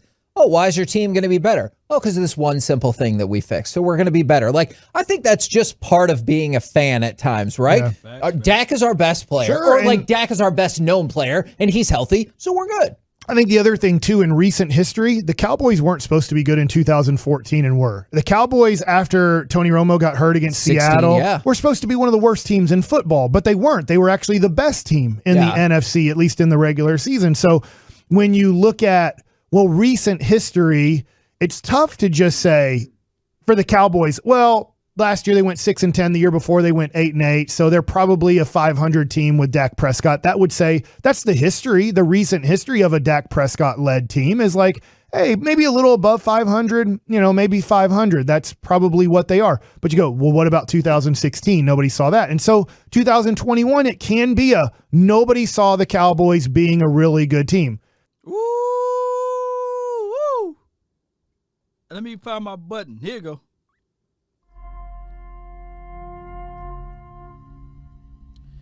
The reason why I give them that is because for many of years, I always say I love it when we fly under the radar. I want everybody to say that this team won't win over 500. And just like I see somebody, I think his name is Nick, the Cowboys suck. The Cowboys suck. But you watching it. I don't believe that I will ever go to anybody else's page. And I appreciate you and I like you for joining over here on the Nation. But I don't think that I will ever go to an Eagles page, a Texans page, a Giants fan page, or anybody else's team page and just sit and watch and listen, to all of the rhetoric that goes on there. So that let me know that at least you're here. So kick up, kick up a little bit, man. Relax yourself, take your shoes off, and enjoy the Cowboys Nation talk over here, and just have the privilege of listening to us talk about our team. And nevertheless, it is what it is. I believe that when everybody have their expectations low, then Vegas and all of these other places, they sitting there like, man, we don't have to pay these aficionados that much. So it is what it is, man. But we can see in the game, we can tell how the game started. We can see how they're trying to go about opposing the game. I believe even that year we beat the Saints. I think it was in 2018, the previous year before the 2018 season when we played them. They was trying to hose that one. They was trying to say, okay, let's let's call offsides on Randy Gregory. Let's call, it was all type of stuff. And you had to win in spite of the aficionados, and you had to pull that one off. But they was trying their mightest to throw this flag here, to throw that flag there. And it just how it goes. Jay Versick, shout out to you, my dog, man. He says Kyler Murray says the Cowboys always been ASS. And he always need a step stool to brush his teeth too. Tell Kyler Murray that, that's just what it is. He got lucky. Kyler Murray got lucky last year, although the numbers and the stats of the game shows otherwise. But at least our defense showed up for the first quarter. But tell Kyler Murray he gonna always need a step stool to brush his teeth, huh? So that's facts for you, right? And let me see what else we have here. Yeah, so the Cowboys, man, it is what it is. How long I've been live? Y'all let me know how long I've been live over here. Let me see. How long I've been live. We're going to have to wrap this one up in a few. Let me play some of this right here. If I'm a 25-year-old athlete with millions of dollars in the bank, I just don't care about that. There are some other things that I really care about when it comes to Dallas. So the question that we posed, that I want to pose to you and Julie and Jer and get everyone involved in this. You have someone who's never been to Dallas. They're here for one day, and they ask you, I'm here for a day. Give me some activities in Dallas to do for a day that's going to showcase this city and show it off. What do you tell them? When you asked me this question, I thought for a moment, and I thought there is no sort of district as there is in loads of other cities. And it made me think of years and years and years ago when Charlie Finley owned the Oakland A's, and somebody said about Oakland, there's no there. And I wonder, hey, let's start this by saying we all love Dallas. Oh, I'm not going anywhere. No. Oh, yeah. I don't plan on it. The topic of this is Norm Hitzkes and Donovan. They talking about is Dallas Cowboys, or Dallas in general, is a place where people like to come, to visit, and also a place where players look at it and say, okay, this is like a prominent area where we would like to I guess, live and have fun. I don't know. I'm still new to the area. I've been here for an hour and 2 minutes. Shout out to you, Asmodeus. We can keep it going for at least 30 minutes or so, and then we can bounce. My thing is in Dallas, far as from an adult aspect of it, because from a kid aspect, you can see a lot of things. You got the Six Flags, and hell, I would like to go to Six Flags. It's pretty nice over there. You got the Epic Water Parks, which is nice in Grand Prairie. You got the Wolf Lounge or Wolf Lodge that's in somewhere in Grapevine, close to that area. And you got some areas that's like pockets, but it's really not an area whereas you go to like a one-stop shop. Shout out to those who like to visit the Deep Ellum area. But if you're from Dallas, man, let me know like some places that, if from a free agent aspect, you would like to go. Let me see. Jay Form says, is he serious? Deep Ellum, Design District, Kessler Park, Victory Park, Laura Greenville. I can keep going. Keep going, Jay. Shoot me a text of all of the places because I'm still learning the area myself, and I've been here for 2 years now. 682-214-4087. Y'all, you shoot me a text, man, on places where Cowboys or generals like people like to go, and 682-214-4087. That's my phone number. Y'all shoot me some places that would like to go at from an adult perspective. I ain't talking about no strip clubs, Cowboy Nation. The Galleria Mall, yeah. I love Dallas. Let's listen to what they have to say. Me neither. Born here, raised here, and I expect to die here. I'm not going anywhere. I love this city.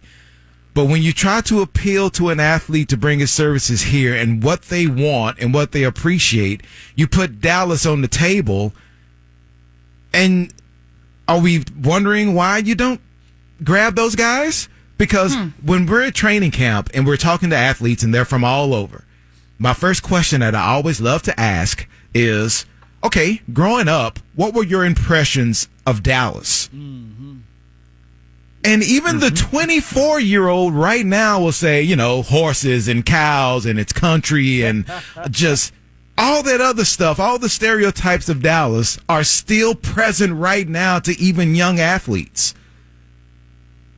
And that doesn't seem like it appeals. And Mike, growing up in Florida. Yeah, no. What were your impressions of Dallas or Texas? 100% that. Yeah, the Cowboys and Longhorns, I don't know. Rednecks. Right. I mean, that's just what it was. I mean, when I moved here, I remember it took me years, multiple years. I live in Texas. It was a really, like, not hard sentence to say out loud, but it was just an odd revelation to sort of understand, you know? And now I love it. And we even said yesterday, like, even if the ticket mercilessly fires me pretty soon, I don't think I'd leave. Like, I love it here. Yeah. But the part of the question, I mean, obviously the root is why free agents don't come here. And then we discussed what free agent has ever come here in any sport that wasn't handed a bag of money so large that left them no option than to come here. And maybe that's for a different time. But then part of the question we asked was, if you poll everyone in America and just say, rank the coolest cities in America, where does Dallas fall in? Where does Dallas fall in, baby? Like I like Trinity. I like that bridge area, and they got some good food eateries there. Deep Ellum is nice, and like what Jay Farm, he mentioned some of the park areas pretty good. And I like to go to like the Dallas Zoo. I think the Dallas Zoo versus Fort Worth Zoo, I like the Dallas Zoo a little bit better than Fort Worth Zoo, but both of them got their cons and pros.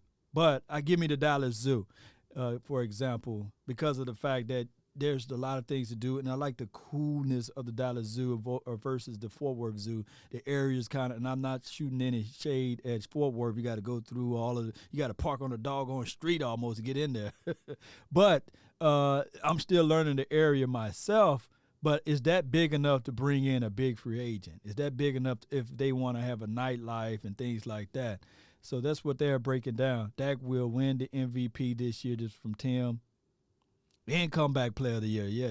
He'll win that too. But Dallas players could and win the Super Bowl, yeah. And comeback player of the year. Yeah, he will do that. And we were like, maybe late teens? And then I'm like, maybe not even there. Like, I don't know. And I just think the desirability of Dallas is not what we know it to be because we live here and it's awesome. So it's just a really tricky thing, Norm. Mike, and Donnie, when athletes go other places, it will often be for reasons besides their sport. I think mostly of NBA players now. NBA players now often move because that place affords business opportunities. Or, LA, hey, I can get into the movies, like LeBron. And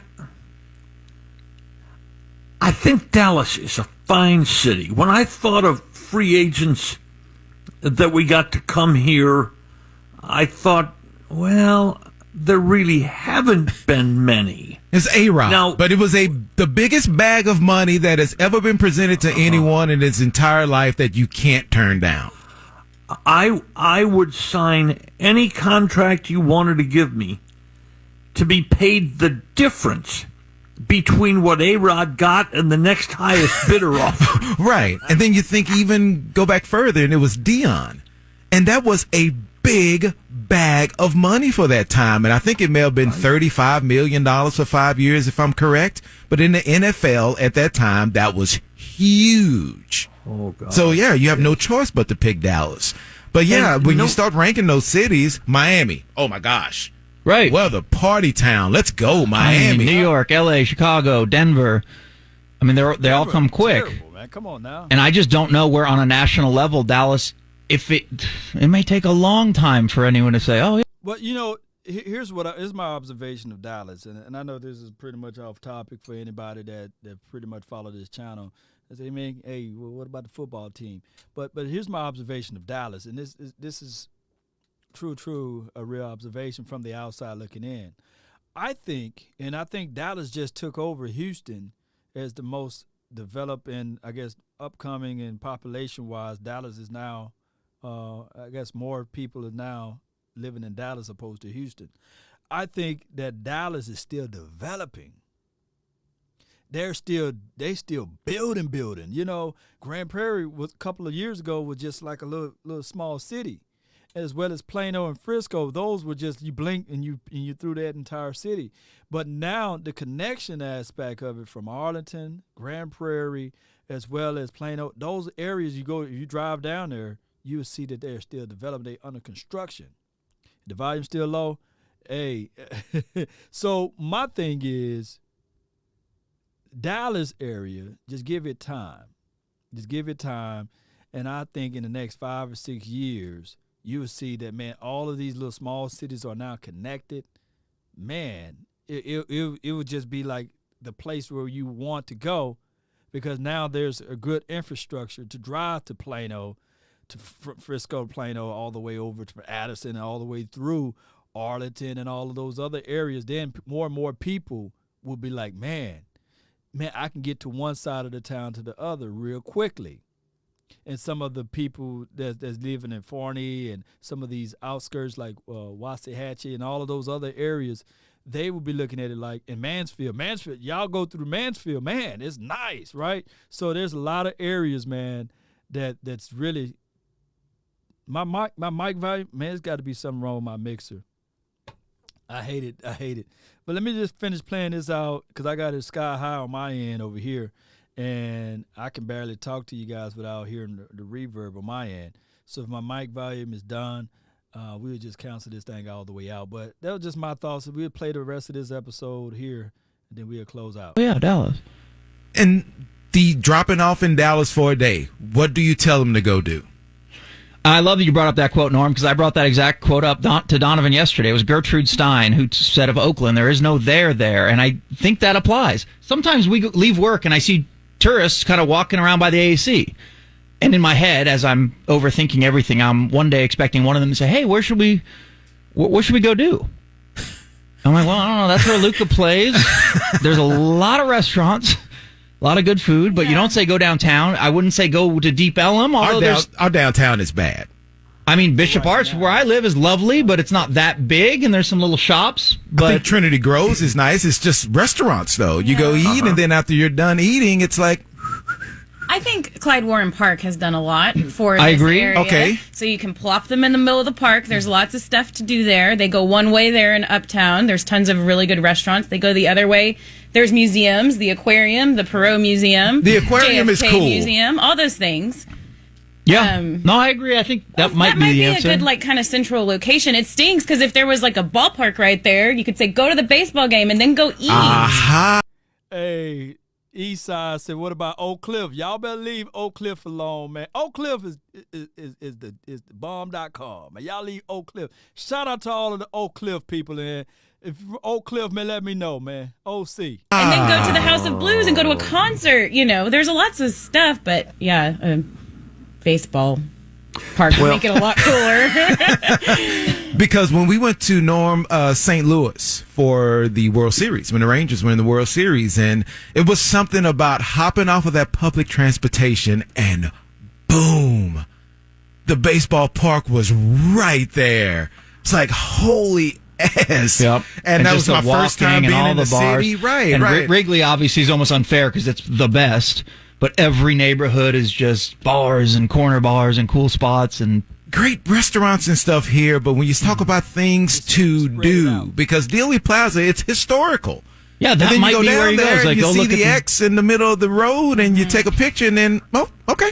And it's kind of depressing. Yeah, a president was killed. Yeah, that's like one of the best things we have to show our people. Tourist spot. Yeah. Well, let me bring up another area from another city. The Fenway area in Boston is really cool, where the Red Sox play, and that whole area is cool.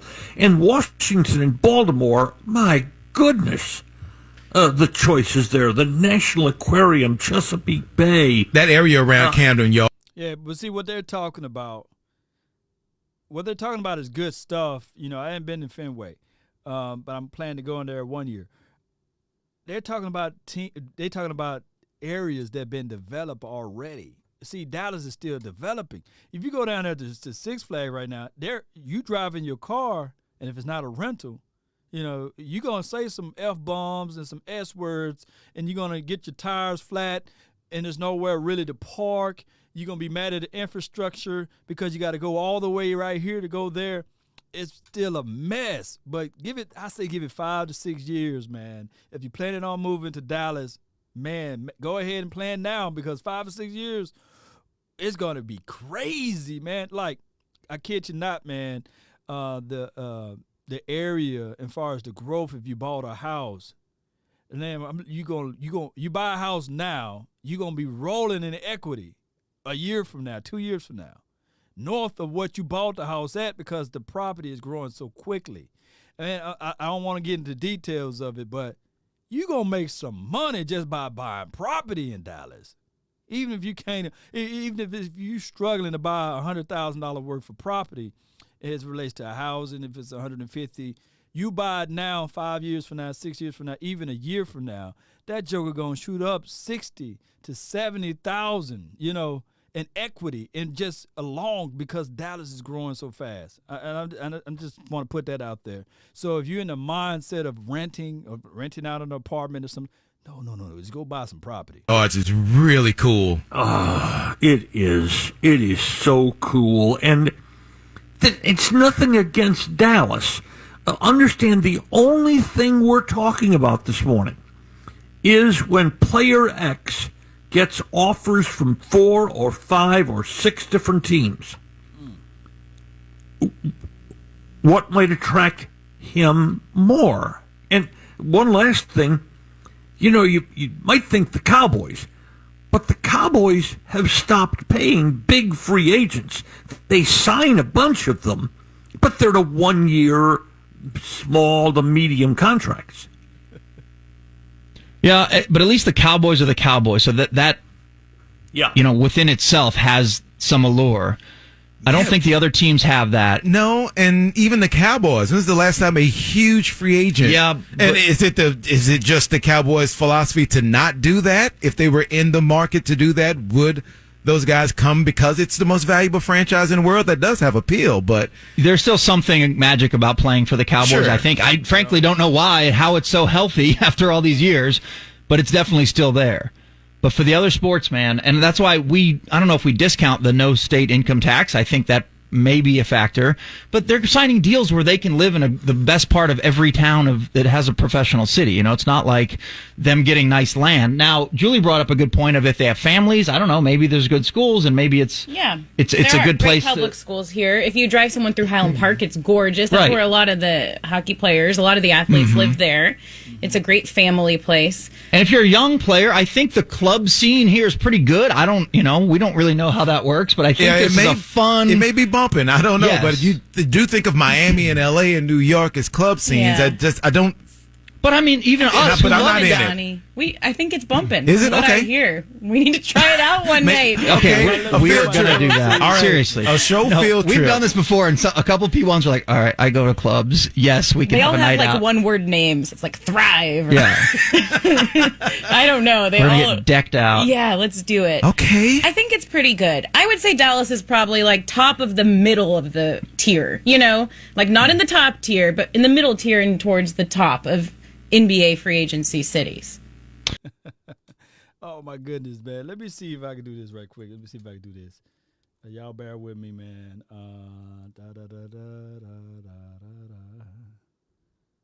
And give me 1 second here.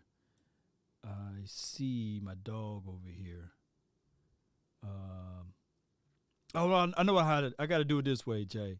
I got to do it this way. I'm going to send you the link because I can't do it this way. I just set up for it. And then we're gonna run. Okay, just y'all give me 1 second here, man. Y'all bear with me. Bear with the nation. I got something for y'all, man.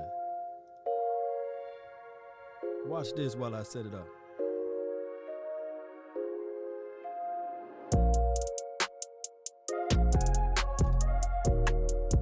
Bear with me, man. Bear with me. Can y'all hear me? Sound is all jacked up, but we're going to get it right.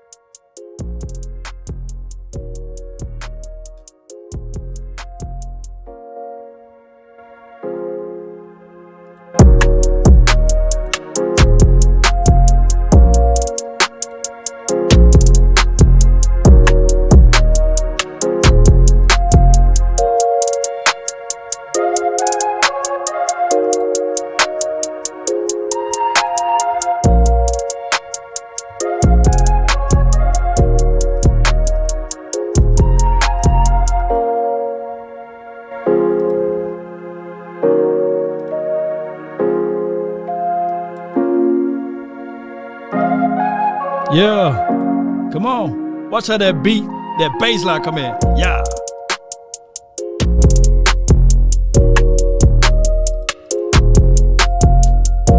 Hey, Jay, hit that link right there, fam.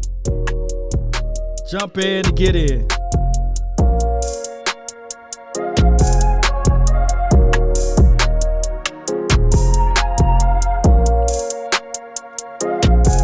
Come on. Ain't no party like a Law Nation party. Let's grind. Woo!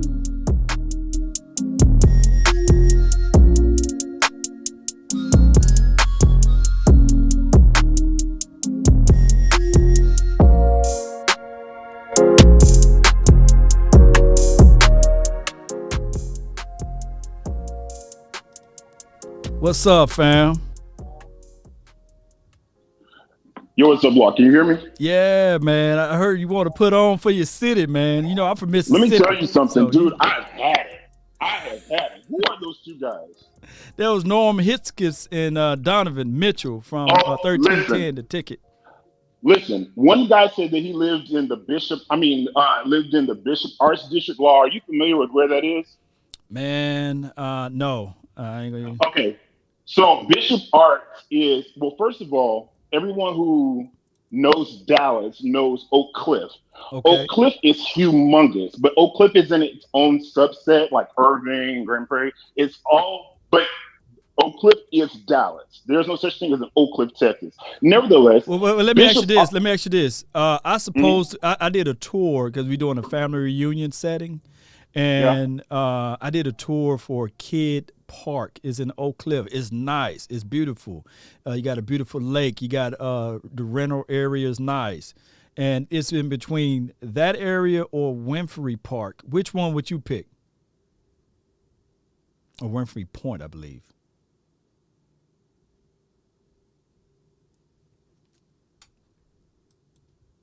You still there, Jay?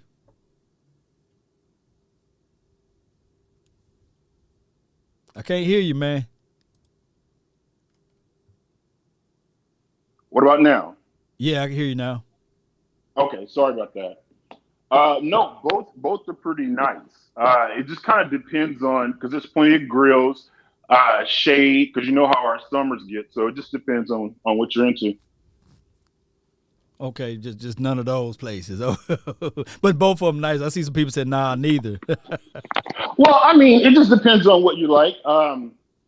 My family reunion, man, we had to postpone it last season because of the pandemic.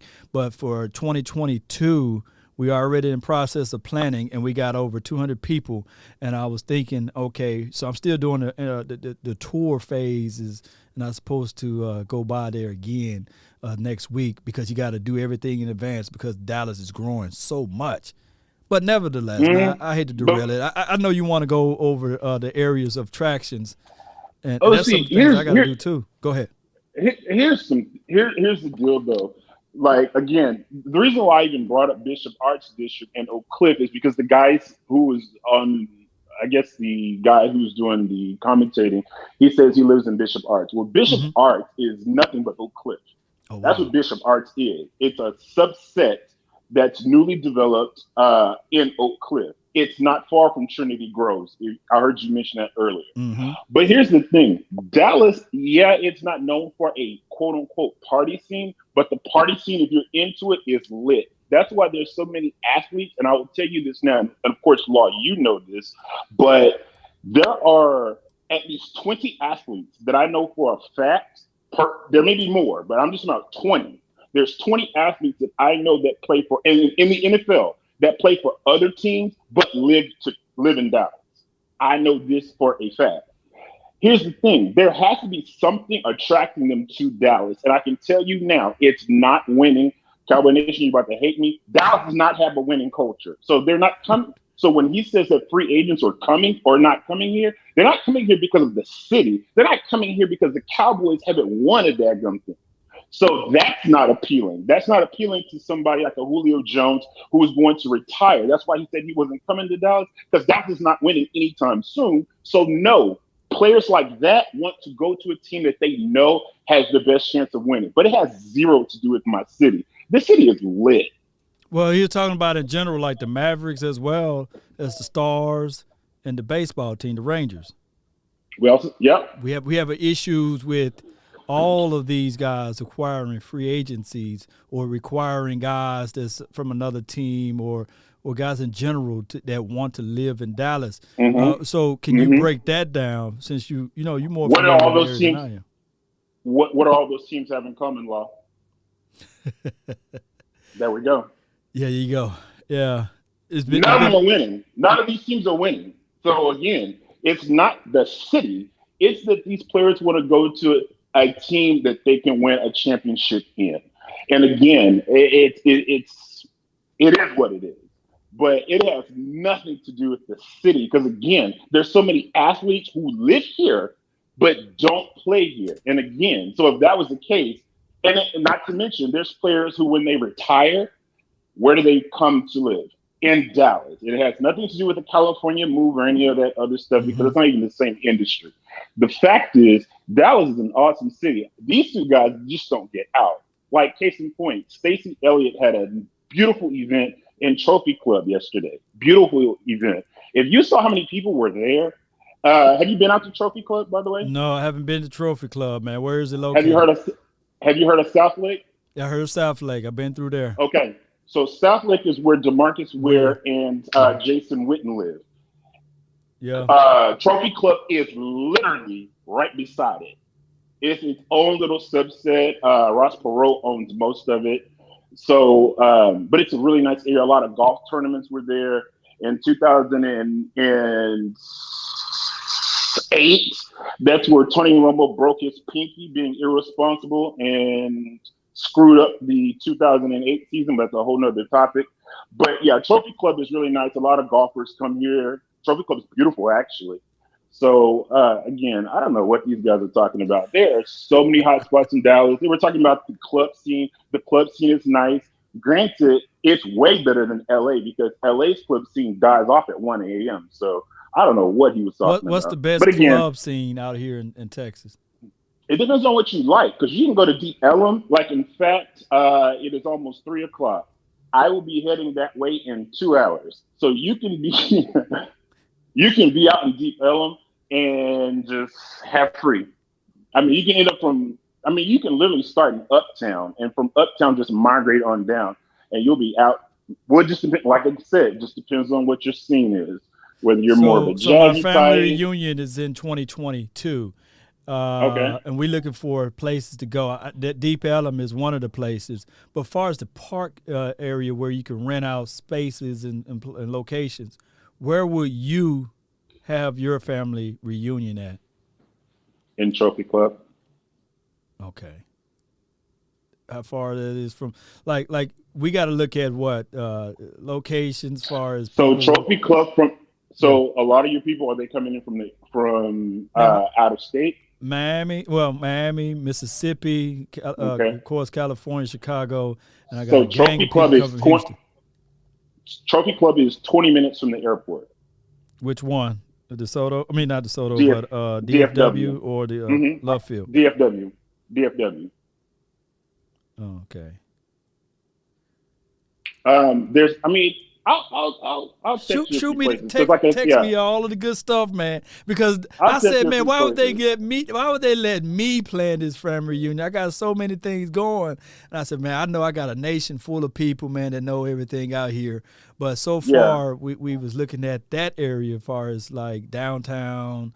A nice little area where they can stay at, and they can just get onto a Charlie or something where to take them to the kid point or kid park or what have you, and all of the other spots. But if you open my eyes up to the Trophy Club, now is that Trophy Club? Is that like Trophy Club money too?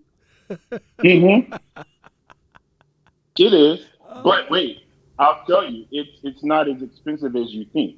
Okay. The appeal and looks expensive, but it's not as expensive as you may think. I'm gonna look it up, Jay. You know I'm gonna look it up. I'm gonna do all my research. And Trophy Club is beautiful because again, they can stay in South Lake, which is nearby. There's plenty of hotels in Trophy Club anyway, but that's just the closest thing I had thought of, only because I was just there yesterday. And I hadn't been to Trophy Club in a while, and just how beautiful. Like I said, Stacey Elliott had his. You know who Stacey Elliott is, right? Mm-hmm. Oh, yeah. Okay, yeah, he just had his event there yesterday, which was beautiful. So that's the only reason why I mentioned it, because that's fresh in my mind. But no, those dudes talking about, I don't get it. Because again, the correlation from free agents wanting to come to Dallas because of there's nothing to do in Dallas, that is false. When I say false, that is big false. Because what's the best restaurant downtown? The best restaurant downtown. I've been to Perry's. You've been I've been to Perry's is good. Have you been to? I can never pronounce it, but Frisco. It's the new restaurant, where the Salt Bay guy. It's I haven't been his there. new restaurant right off Pearl. Okay. It's really, really nice. It's overhyped though, because you see more celebrities than you actually enjoy the food. But hey, if you just want the experience, then that may be the place. But no, Frisco's is what I went to. There, Frisco's. Oh, Three Forks. If you're looking for steakhouse, Three Forks is the best. I'm writing that down. 3/4. Okay. Three Forks. Like a fork. Fork. Okay.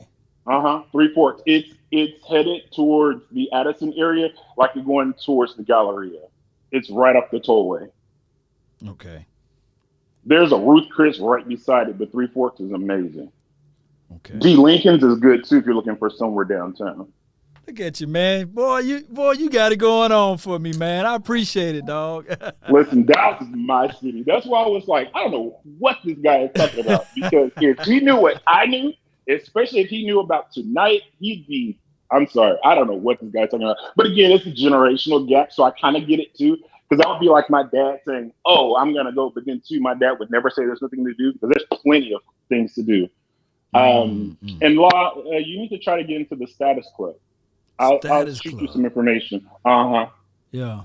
Okay. Because so you can get into Maverick Bar and all of that. Okay, definitely gonna have to do that, man. I really appreciate you for calling in and giving me the insights. Last weekend, I ate at the Owner's Box. That's like my fourth time coming over there and eating down there where the Owner's Box. Omni? It's pretty good. Yeah, the Omni. Yeah, it's pretty nice. Yeah. Man. Yeah. Yeah, it is. Yeah, I like the Owner's Box. I like their chicken quesadillas and all those good things. On this Dan Quinn thing. However, Law, I want you to look up something. I'm not looking at YouTube or anything, so I don't know if you're doing it or not. But listen, I want you to look up Atlanta's 2019 defense. Can you do that for me real quick? Okay, I can do it right quick. Hold on. Give me 1 second.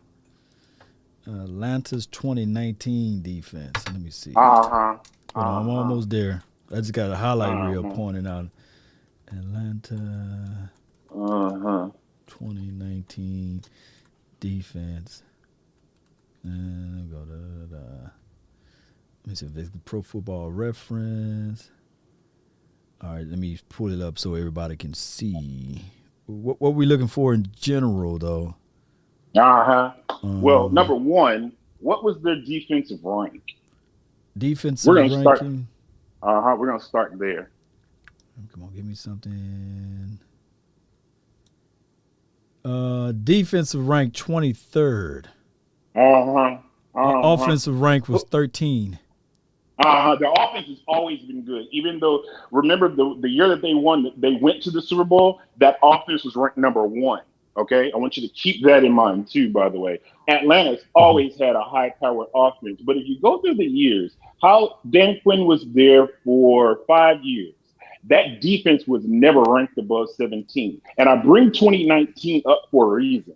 Mm-hmm. Who was the defensive coordinator in 2019, sir? Okay. In Atlanta. Let me. I gotta post this link to everybody to look it up right here. Bam. And you got me Googling now. Let me put the highlight roll back up. Let me find out what we got as far as that defensive coordinator. I'll probably have to Google that on a separate deal. Hold on. I know you got it in your back. You got it in your back pocket, huh? Give me 1 second. Defensive coordinator.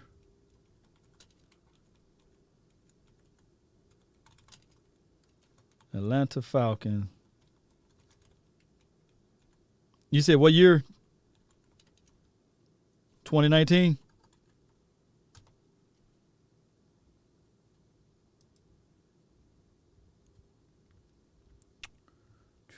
Come on, dang. Some guy named Marquin Emmanuel.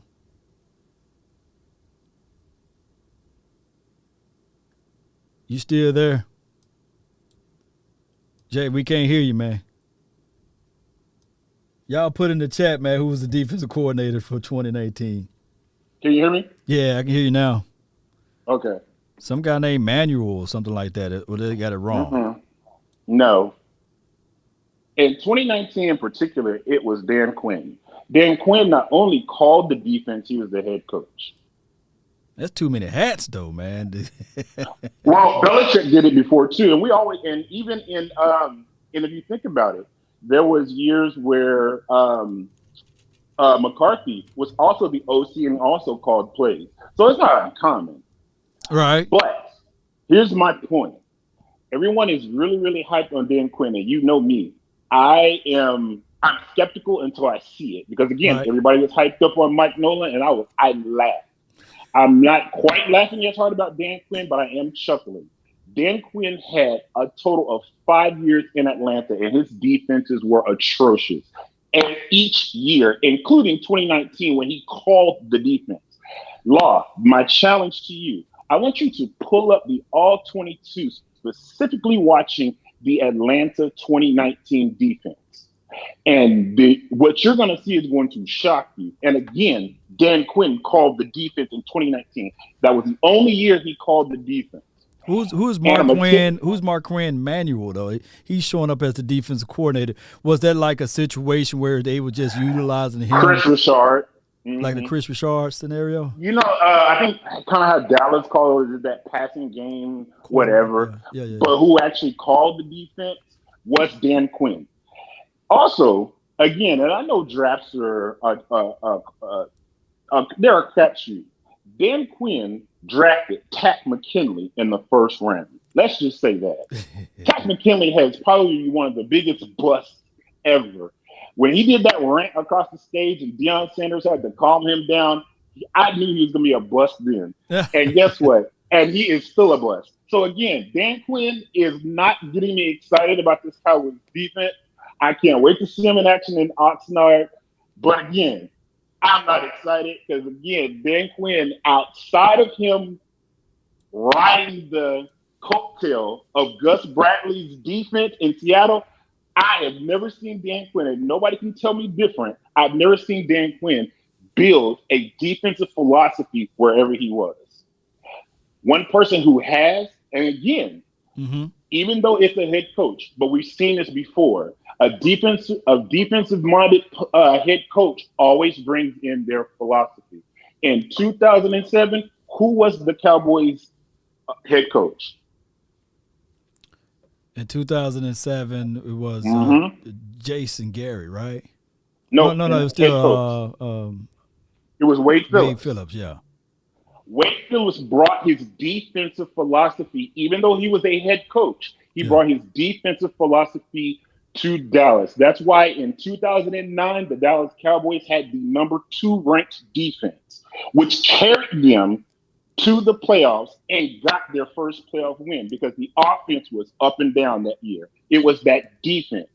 When he left, the defense, they sputtered here and there, and they've been trashed since. Again, a defensive mind is going to bring his influence to wherever he's coaching. And Dan Quinn did not do that in Atlanta, and I don't expect him to do it in Dallas. So do you think that Dan Quinn is same as Mike Nolan or better? Mm. Come on, man. Don't get cold with me, Jay. Come on, man. Okay, I'll give you the best analogy. Remember 2013? Who was the? Oh, this is good. In 2013, who was the DC for the Dallas Cowboys? I'll tell you, it was Monty Kiffin. Kiffin, okay. Okay, Monty Kiffin tried to pull that stunt that Mike Nolan pulled last year, where Monty Kiffin decided to switch an entire defense that was already base 3-4. He tried to make them a 4-3 defense in 2013, and it failed miserably. The Cowboys, if you look at their defense rank, I think they were like 31st. They weren't quite as bad, but they were horrible. They were 31st in 2013. Why? Because they tried to make DeMarcus. He did the same thing Mike Nolan did. He was a one and done, just like Mike Nolan. 2014, you saw Rod Marinelli's bend but don't break defense. That's exactly what I think Dan Quinn is going to build. Because first of all, I mean, this is just to me and what I've seen. And again, we haven't seen training camp yet. I'll be there, as you know, as I'm every year. The problem is I don't see this high-powered defense that everybody is anticipating, only because Dan Quinn did not produce that in the 5 years in Atlanta. See, Atlanta was how he got Seattle was how he got the Atlanta job. Let's not forget about that. That he built what Gus Bradley already started, and he wrote that, but he never could duplicate that in Atlanta, and that's my problem with Dan Quinn. You were given 5 years to put your defensive philosophy in a brand new defense that was never traditionally good, and you didn't. So again, I'm seeing that same thing in Dallas. The Cowboys defense has not been that good since 2009. Maybe that 2011 season was good too. But other than that, the Cowboys defense has always been middle of the road to terrible. So would you take like with this particular team, the offense will be high powered. I believe Kellen Moore, since he's been here, the offense been ranked at top 3, top 4, and even last year the offense was ranked, even with Kellen Moore, a top 10 offense, even with the issues with Dak Prescott being injured. So do you think that if Dan Quinn can get this team to at least top 15 and have a top 5 offense, is that good enough? Good enough to do what? Get to the playoff, and then anything can happen from there. Or will we be the better team in this division coming out of the NFC East? Or do you feel like Washington or the Giants or the Eagles are better, as far as from a defensive situation plus offense? Okay, well, that's a loaded question there. No, I'll answer it in 2 parts because number one, if everybody take the Cowboy blinders off, the Washington football team is the best defense in this. In fact, in my opinion, they're top 3 in the NFC because again, the Washington football team almost destroyed Tampa. They were the closest team in the playoffs to get Tampa. The only catch is Washington didn't have an offense. That was the problem. They didn't have a quarterback. That quarterback actually, I forgot that guy's name, but he played his butt off. But anyway, Washington to me has the best defense. Their offense is what everybody's going to have their eyes on. So for me personally, I think every team in the NFC East is chasing Washington. Of course, they won the division. Their offense did get slightly better on paper, but I think on paper, the Cowboys defense stayed the same skill-wise, but experience-wise, that's the big question. That's the biggest question because there's no proven commodity on defense right now. And again, the offense, stats always paint a certain picture, but I'm not convinced about the offense either because, and people are probably going to hate this. Jay, you got a lot of people at you right now. Oh, I don't care. I know, I don't care. But man, dog, you my dog, man. But man, boy, you go like I can't wait every game. I'm gonna be looking at him and saying, Jay said that. Hey, put my name on it because again, right now, all we're I know seeing, it's observation time. I know. Yeah, it literally is. And then every year, the Cowboys fandom gets on this hype train. But again, we haven't seen it. And again, we haven't seen Dan Quinn's defense. We've never seen it do anything other than what it did even last year, which was allow the Cowboys come behind to beat them.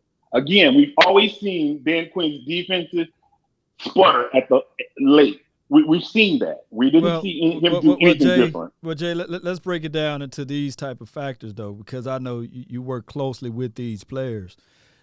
Yes, sir. Who should we have a reservation on? And I'm gonna go down this list as far as the guys that's been drafted. Nation Wright, Israel, is Michael Parsons is he in shape and all of that stuff? I remember you said that he wasn't in shape when you first saw him. Who do you know for sure? Can you clear up all of that with the guys, like the players that you really think that is gonna step up and make this team and do a good job? I mean, it's only been OTAs and minicamp. I'd say Cox.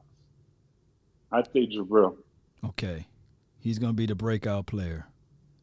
I'd say Jabril. Okay. All right. And who's just like a waste of space? I don't know yet. You don't know yet. It's still too soon, right? It is. But remember what I told you in March. Mm-hmm. The Cowboys are a terrible defensive drafting team. Terrible. And especially in the first round. I'm never going to waver from that. The Cowboys have not drafted a consistently impact player in the first round since 2005. Y'all can talk about LVE's rookie year all you want to, but the year is 2021. It is no longer 2018. So argue with somebody else. LVE has been nothing since 2018. And like I told you guys, like I almost got in trouble for it. But remember, Law, a couple of years ago, I told you after camp, I said the Joneses should, you know what I told you. And what ended up happening to LV happened because of what I saw. And I'm telling you now, he is going to be somebody again. I'm going to be glued. My eyes are going to be glued on watching him. What about Tristan Hill? And, listen, I'm not concerned about Tristan at all. You got to give me since I got you, man. And I know you work close with these guys. Nobody know your full government name. Give me the true on these three guys: Tristan Hill, Amari Cooper, and Blake Jarwin.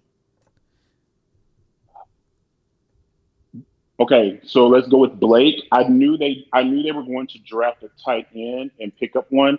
Tight end, I think this offense for a while, maybe, I would say probably the first 2 weeks, I can see this team steering away from doing heavy tight end.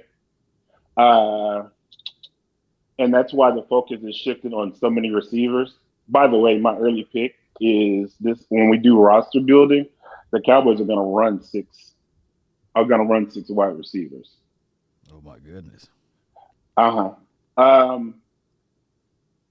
And that actually takes me to Coop.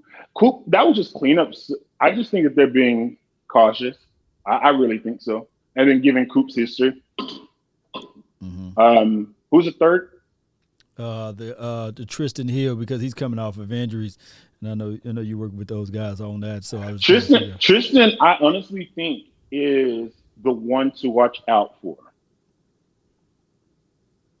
But again, I'm not sold. There's a team I think Tristan would be a dog in, but I'm not going to say. I'm skeptical about Quinn's defense. So that's the only red flag I have about Tristan is how he's going to be used. I don't want to see a 2020 Randy Gregory used on 2021 Tristan Hill. And that's my concern, where he doesn't get the playing time that he needs. No doubt, Jay, man. Man, I really appreciate your insights on the team and everything, man. Thank you so much for calling in. One quick thing before I go, before I let you go. When shall I purchase my tickets to go to Oxnard? Because I talked to Shango and he said, man, you don't want to get out there week one because, well, the first few weeks, so you might want to revamp your scheduling because they're not going to be in pads. It's just going to be a walkthrough. When shall I go purchase my tickets? Because they're unclear about this doggone schedule.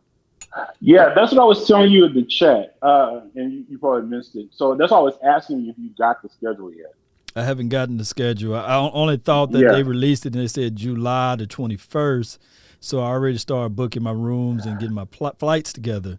And the actual weekly event itinerary hasn't been released yet. But I can tell you, you do want to go the week of, which is probably maybe even like week 2 or maybe in week 3, where they're going to do the blue and white. Or if you, but you're a true observation guy, so you might want to go week 2 when they're running installs. Okay, week 2. When would they have the joint practice? It's supposed to be. All of that is supposed to be coming out this week, the week of events. Okay. And so, yeah. So, like I said, we don't even have the weekly events yet. Okay, so just hold off. That's always the crazy thing. Do I stay out there for 2 weeks or do I stay? 3 weeks is just too much. No. But do I go out there for 2 weeks? That's kind of stretching it. But a week would be just a week right. Is fine. I got to time it just right. You don't want to be there for that long if you're not getting paid. Right.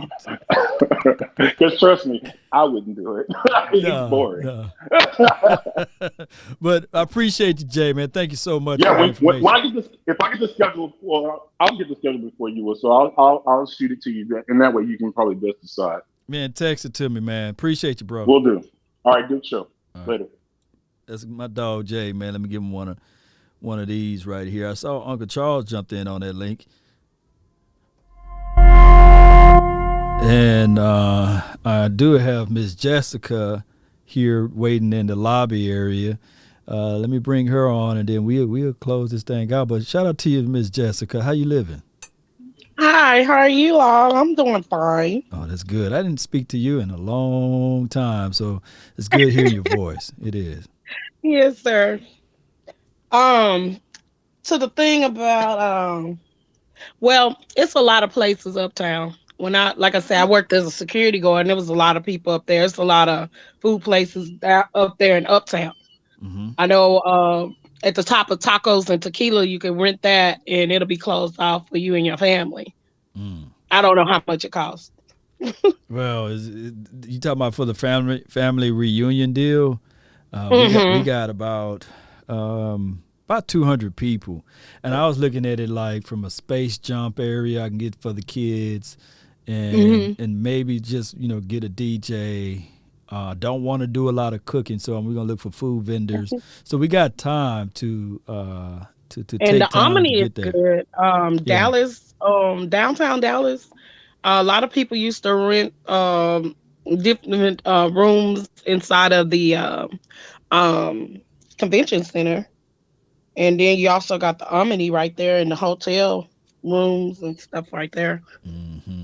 Yeah, we're going to have to come up with a budget line. It's still too soon to do that because of the fact that I'm thinking that they're going to have to pay for tickets. We're going to get block rates for rooms, and most people are going to travel. So reunion dues are going to be about, I'm shooting for about $109 to maybe $130 per family member, so we're looking at it like that.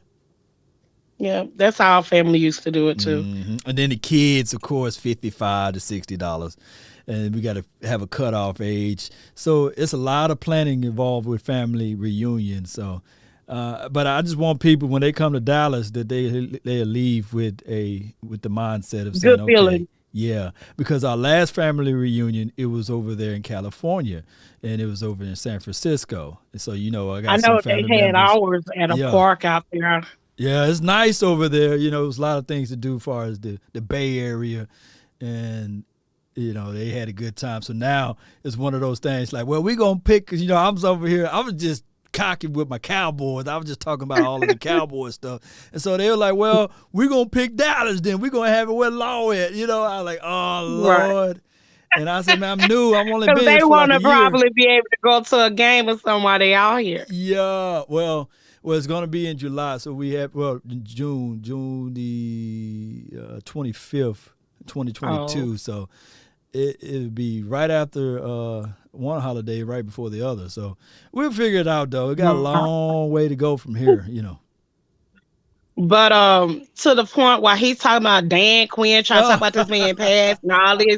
First of all, do he not know that the Falcons did go to the Super Bowl, even though they did not win, because the players choke, not the coach, the players choke. I know you were gonna go So off don't be disrespecting Mr. Dan Quinn like that, baby. And I'm sick and tired of all of this talking about Dak recovering. Dak is out of recovery, baby. This boy is out there balling, slinging that ball like he ain't never heard an ankle broken. God has healed that man, gave him a brand new ankle. Stop it with all of this. Oh no, I don't. Dak is ready. He a fighter. And all this, them old guys on the radio trying to talk about Romo this and Romo that. Baby, Romo is retired, and Dak is a different breed than Romo. Dak is younger, and that was the first injury that we know of that this man has had, and that is over with. This man had come through recovery, and he's back out there practicing and on that ankle, walking around doing everything on that ankle. This man is healed. Stop acting like it's a backbone like Romo had, and collarbone, and all of these different vertebrae bones this man had broken up in his body. Over 200 and some bones they say he had broken. Okay, we got 200 bones. Come on, people. Stop comparing Dak to Romo. Stop trying to bring up Romo when we talking about Dak. That man is in retirement. He's in the booth. Stop it. Dak is going to show all these people, him and the Cowboys, while they down in him, they're going to go out there and ball. And when they get that Super Bowl and win that 6th ring, don't y'all come back. Don't y'all come up in here talking about, oh, that's my team, that's my team. Y'all doubters, stay off the ship. Y'all fakers and shakers, stay off the ship. Because this only for those that's been there repping when our boys was down, but they wasn't out for the count. But even though we had a terrible year last season, but that's all right. Last season behind us. It's time to ball. To say they pretended. Nah, baby, you could see it. It's like you could feel their vibe through the cameras. Come on, bro. Don't put our boys down like that. They'll fail. Jessica, I knew I tried my best not to go there. Sorry. I tried to squeeze everything I could. I said, I know she finna go off. I'm so sorry, Law. I just had a lot in me. I'm just sorry. You're good, Jessica, because I know Jay. Jay, he's always Jay always be close to the money with his observations and evaluations, believe it or not. That's why I tell him every year, don't give out season predictions and stuff like that. But I feel you, because you're going to bring all of the positivity. It's that time. It's time, Law. It's time. I see y'all. We love you, Jessica. Thank you so much for calling in. Love y'all too. You're welcome. I'll give you one of these dog barks, man. Oh, my goodness. Yeah. She get them all, man. That Jessica, boy, oh boy, she's gonna deliver the positive vibes only. And if you talk bad about this team, she gonna give you the full throttle. And don't talk about Rain Dakota Prescott, because she gonna bring that heat. She really gonna bring that heat. And I appreciate her words of love and adulation.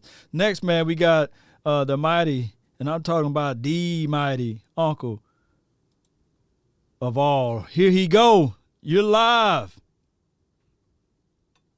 What's up, man? What's going on, Lord? Nothing much, man. Love hearing you as well, man, with your thoughts of the team and of Dallas and everything, man. It's an open topic, man, so you can talk whatever you want. Feel free. What you got? Unc? Well, Lord, this is going to be an exciting year. Mm-hmm. It won't be like catching deer. So we're gonna get down. We're gonna get down with the getting on down, man. I've been listening to you for the last and looking at shows, Lord, because you know I've been on doing my YouTube shows, man, trying to get it off the ground. And I just want to tell you, Lord, if you want to go over there and check out my Uncle Charles story time, put in Charles Mabry in your YouTube. What's the name of it? Oh, it's good. Just all you gotta do is put in Charles Mabry on your YouTube, and I'll pop up on the screen. Okay, I'm definitely will. Yeah, my government name. That's right, Mabry, and it'll pop up on the screen, man. You can listen to a story, and you can go on the bed, man, you and your wife, and it's a little entertainment for you. You know, it's Uncle Charles after dark. So I want you and your wife to enjoy that. I got 2 or 3 stories on there right now, doing pretty well, Cowboy Nation. And you know why it's doing well? Because of my Cowboy brothers and sisters. And I love y'all. I love you too, Lord. Let me tell you something, Lord. What we need to do at this moment in time is thank you for standing in that gap and being that one to stand up for our team. When you speak motivational, Lord, when you talk, my breath started to get heavy. I started to get excited. I get so excited, it makes me feel like I'm having my first child all over again. So you are reaching the masses, bro. Let me tell you something. You know, I went over to my dad's house the other day to check on him. And my daddy, you know, kind of losing memory and everything. He said, I'm going to the fair. I said, Daddy, we ain't went to I said, Daddy, we can't go to the fair. It's been 45 years. I'm going to the fair. I said, okay, Daddy. I said, but remember last time when you got up on that roller coaster, your teeth flew out your mouth. And then when we got on the ground, you had a hole in your head. And the man over at the popcorn stand had it in his hand. He said, now you take these teeth and put them in your mouth. Don't get on another roller coaster and go to the house. And that's all I got to say, man. I love you, Lord. I love you. I love you. I love you, bro. Hey, Cowboy Nation. We're going to be able to do this thing. This is our year. This is our year. And we're not going to take no negativity. Thanks to Jessica. Jessica is not playing, and I got her back. And I got your back too, Lord. Appreciate you, my brother. Salute. That's Uncle Charles right there. Yes, sir. Yes, indeed. Talk to y'all later. Much love God to you. bless. Appreciate you, man. Oh, my goodness. I just subscribed to Uncle Charles, man. His YouTube page. I'm going to post his link somewhere in the description box so you guys can do such as well. Hey, it's always a family over here. And I really value people's thoughts and opinions and things like that. So it goes a long way, man. He got story time for your mind over there on his page. I just clicked on one of them. And, yeah, he started his YouTube page out. And he spoke recently on one of the topics there. So Uncle Charles and family, he got a little quick. Hey, y'all, right, I'm sorry about that video cut off. And I just want to tell y'all from the bottom of my heart, Uncle Charles love y'all. And people don't understand, man. You know, I'm going to turn this off. My music, I got my music playing some DMX. Much love to DMX. Rest in peace, bro. Love you always. And I want to thank y'all, man, for just being there for me and, you know, encourage me. That's what we need to do in the black community. We need to encourage one another and help one another. Because if we don't do that, man, our race won't cease to exist. We got to do that. So, you know, I'm glad y'all like my stories and things. And I didn't finish on the other video, so I'm going to give y'all one more story and send y'all on the bed. I love story time. To you. Let me listen to the story time for me. Like back then, I told y'all. And one other thing, let me address this real quick. I'm not going to talk about all about the TNMO. If y'all got comments about it and y'all want me to answer some questions about all about the T, then I will come on the next show in the next 2 weeks and answer those questions. But I want to see the comments. I want y'all to be, you know, y'all been pretty much, man, you know, y'all been pretty much, man, so honest and so nice. It's unbelievable how y'all don't treat me. And I'm so thankful to y'all. I don't know what to do, man. Like I said on the yesterday's show, I like to cry on the show, man, because y'all show so much love, bro. Y'all show so much love. So I'm gonna say this. If y'all want to get to the Cash App, y'all want to hit that subscribe button, hey, that'll be greatly appreciated. But I want to tell y'all, I love y'all, man. I love y'all. And if I keep talking about it, man, I ain't gonna do a breakdown. But y'all the best, bro. y'all the best. But let me just say this because it ended too quick, and I want to tell a story. I want to tell one more story, just one more. Story time for your mom. I remember I was down at my auntie house, me and my brother. We decided to spend the night down there. And I got 3 uncles, 2 aunties, a grandpa, and a grandmother. Well, my auntie slept in the room with her mother, and my other auntie slept with her auntie, slept with her sister in the other room. We had rollaway beds throughout the house. My uncle, Pap, you know, he take a little bit of medicine. Well, I guess he, you know, auntie said, Pap, when you get through with your food, you take your medicine. Okay, Barbara. And I knew something was wrong because I kept hearing somebody walking. We up there asleep, and all of a sudden my uncle walked past us. I'm talking about Krispy Kreme naked. He went out on the porch. I knocked on the door. I said, Auntie, Uncle out there, he naked. She said, I thought I told him to take his medicine. I said, well, I guess he didn't take it. She said, Pep, get in here, your ass back in this house. Yeah. He said, I wants to be free. You stay out here long, you ain't going to be free long. Get back in this house. And everybody woke up, and then my other uncle, he said, what are you trying to do? And she said, I don't know. And then my other uncle said, well, what the hell is going on? Why are you out here? And she said, shut up, Wook. You ain't helping nothing. You ain't helping a damn thing. And my uncle said, well, maybe it's a woman out here you're looking for. My auntie said, you better hope it's a woman you're looking for. And that's all I got to say, man. That's what happened in my family back then. It was, we had a lot of fun when we grew up. Things are not the same anymore. I mean, you got people getting on the subway. I'm talking about naked, dipped in Crisco oil and all this stuff. And they told the police, this guy up in Cleveland, he gets on the subway. I'm talking about drenched down in Crisco oil, buck naked. They told him that he was naked coming up on the other end. No, police out there, to listen 459. And he slapped the hell out of one of the police. Now, ain't that something? You chasing suspects and your ass in the end gets slapped by a naked man. Well, that's 1 for the naked man and 0 for the police. And that's all I got to say, y'all. I'm going to bed. I just want to sit in there to y'all. Y'all want to hit that like button, hit the subscribe button. This is Uncle Charles, y'all. I'll be back, and I'm going to be interviewing my daughter. My daughter will be on the next show, and I'm going to interview her, and she want to talk to her sisters, and I'm going to talk to the brothers. We're going to have a full-out interview with my daughter. I love y'all. My family love y'all. Thank y'all, and I'm out. That's good, man. I never forget, like, my first YouTube video, you know, oh my God. When you look back at it, I'll be like, oh, I cannot believe I started off there. And Uncle Charles, man, for words of encouragement, man, you a whole lot better than me when I started my first YouTube video.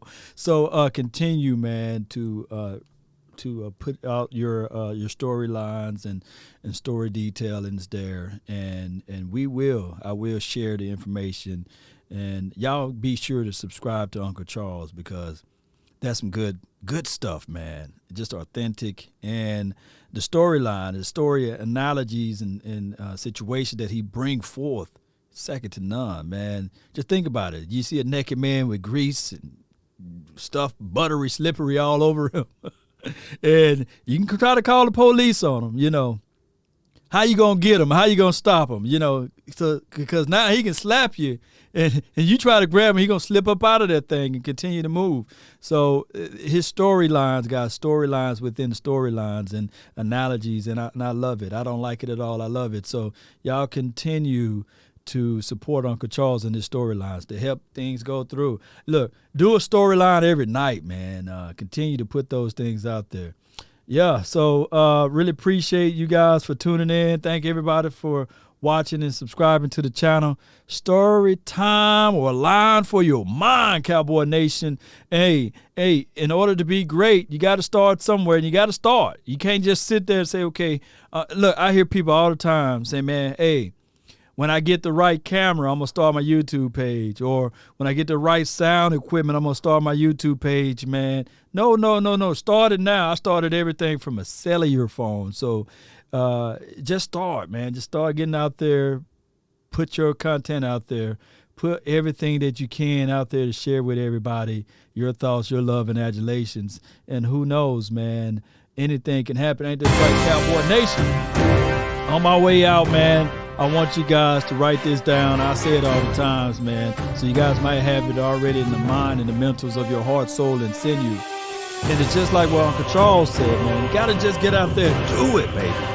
If you want a thing bad enough to go out there and fight for it, to work day and night for it, to give up your time and your peace and your sleep for it, if all of your desires of it makes you quite mad enough that you don't get tired of it, and it makes you hold all other things tawdry and cheap for it, if life itself seems empty and useless without it, and all that you scheme and dream is about it, if you will gladly go out there and sweat for it and fret for it and plan for it and lose all terror of God or man for it, if you will simply, just simply go after the thing you want with all of your capacity, strength and scarcity, with faith, hope, and confidence, and stern pertinacity. If neither cold poverty or famish or fame or sickness or body or brain can turn you away from the thing you want, if dogged and grim and besieged and beset it, just like Uncle Charles said it, hey, you can go out there and get it. Just go out there and make it happen, Cowboy Nation. You don't might have to like what I'm saying, but baby, I'm telling you guys right now,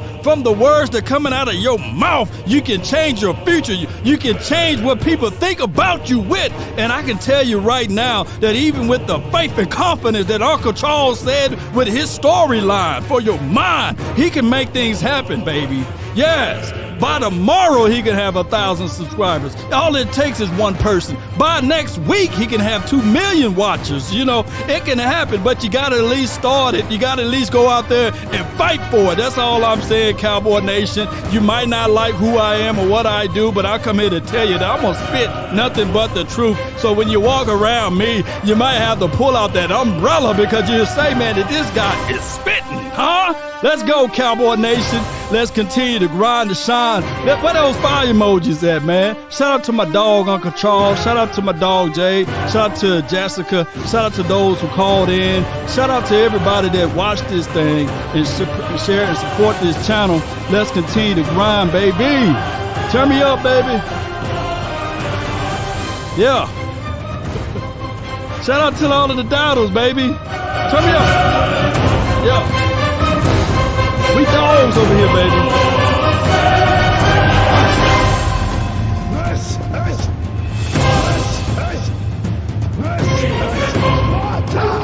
Let's go. Let's go, Cowboy Nation. We out, baby. We are. Where my music at? Here we go. Yeah.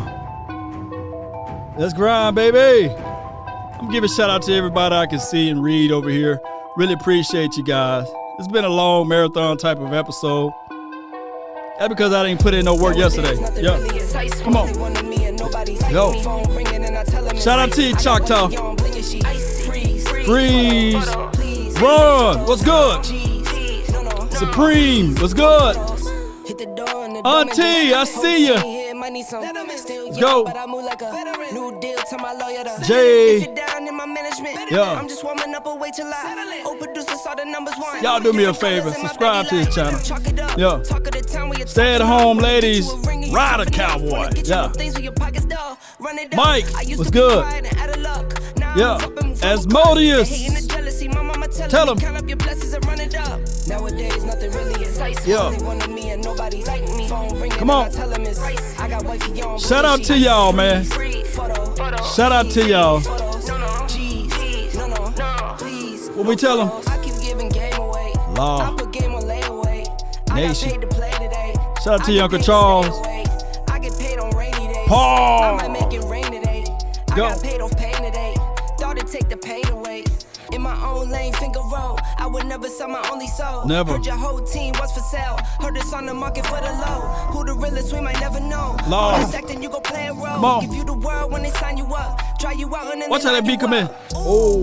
Now you're looking hungry, ribs are touching, need some food. Now you're all where the world spin at? Where we at, baby? Get out the way, it's been a day, now you're old news. Now you got the pen and pad, you're trying to take my moves. I'm looking for it. Here we go. 5, 4.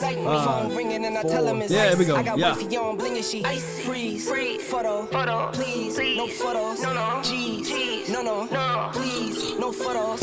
Nowadays, nothing really excites me. DJ Law. Huh? I got wifey on blinging, she freeze, photo, Tell him.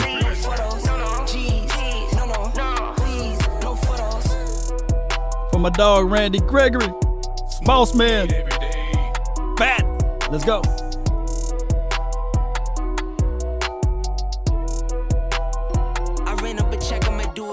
Yeah, let's do it again, baby. Run. Let's go. Dream Chaser 22. Yeah.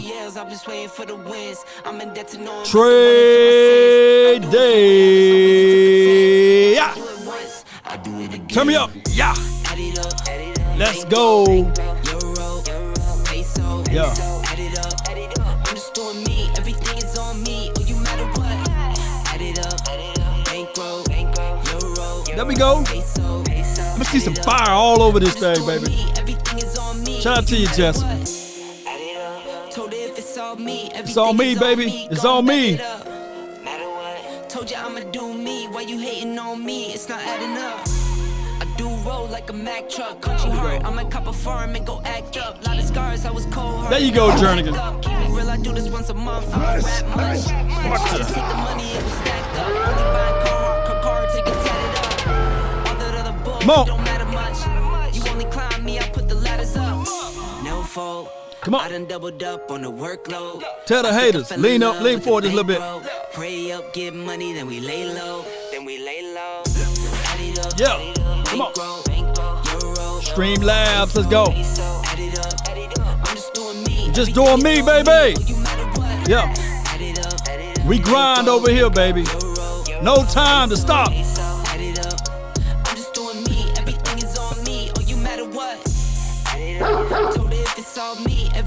Chuck, there you go, Chuck. Yeah. Austin, holding it down. Anthony Brown, DB2.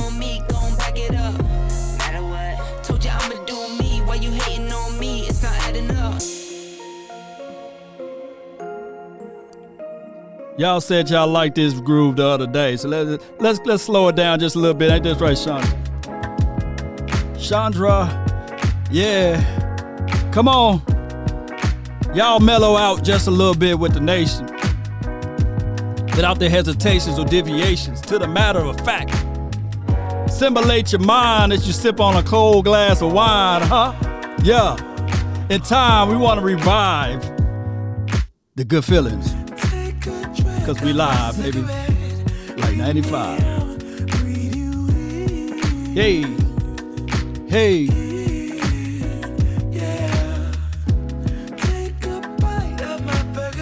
Yeah.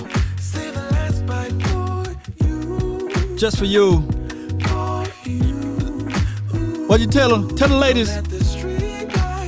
Ah.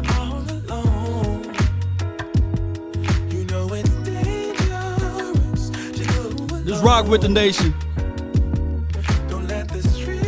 Don't let them hit you.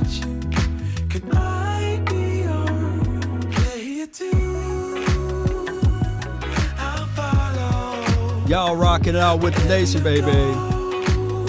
Where my highlights at? Here we go. Hey.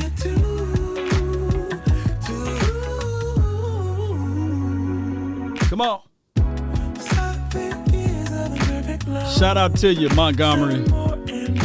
I got to get permission from Boss Man.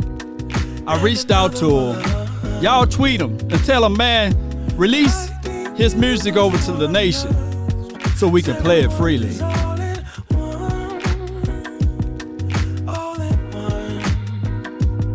Come on.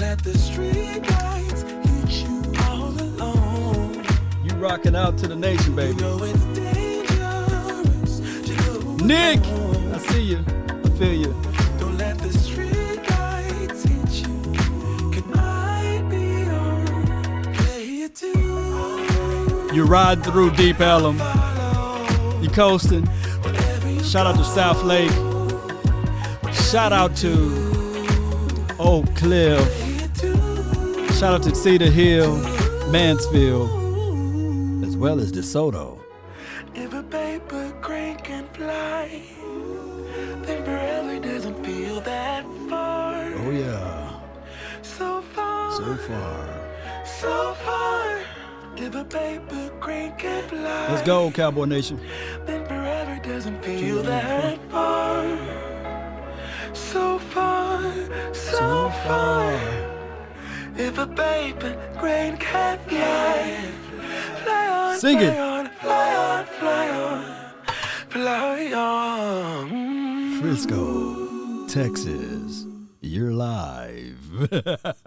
Appreciate everybody for tuning in and rocking out with me. That's been my time. I really thank you all for yours. And remember, you're listening to nothing but the best. We out. Peace. You have to be your biggest Columbus, Ohio. when things are We really out. tough and they're really rough and nothing's working, but there's something inside of you that says, I just have to follow that. Because you don't know who you're going to be, who you're going to be, who you're going to be.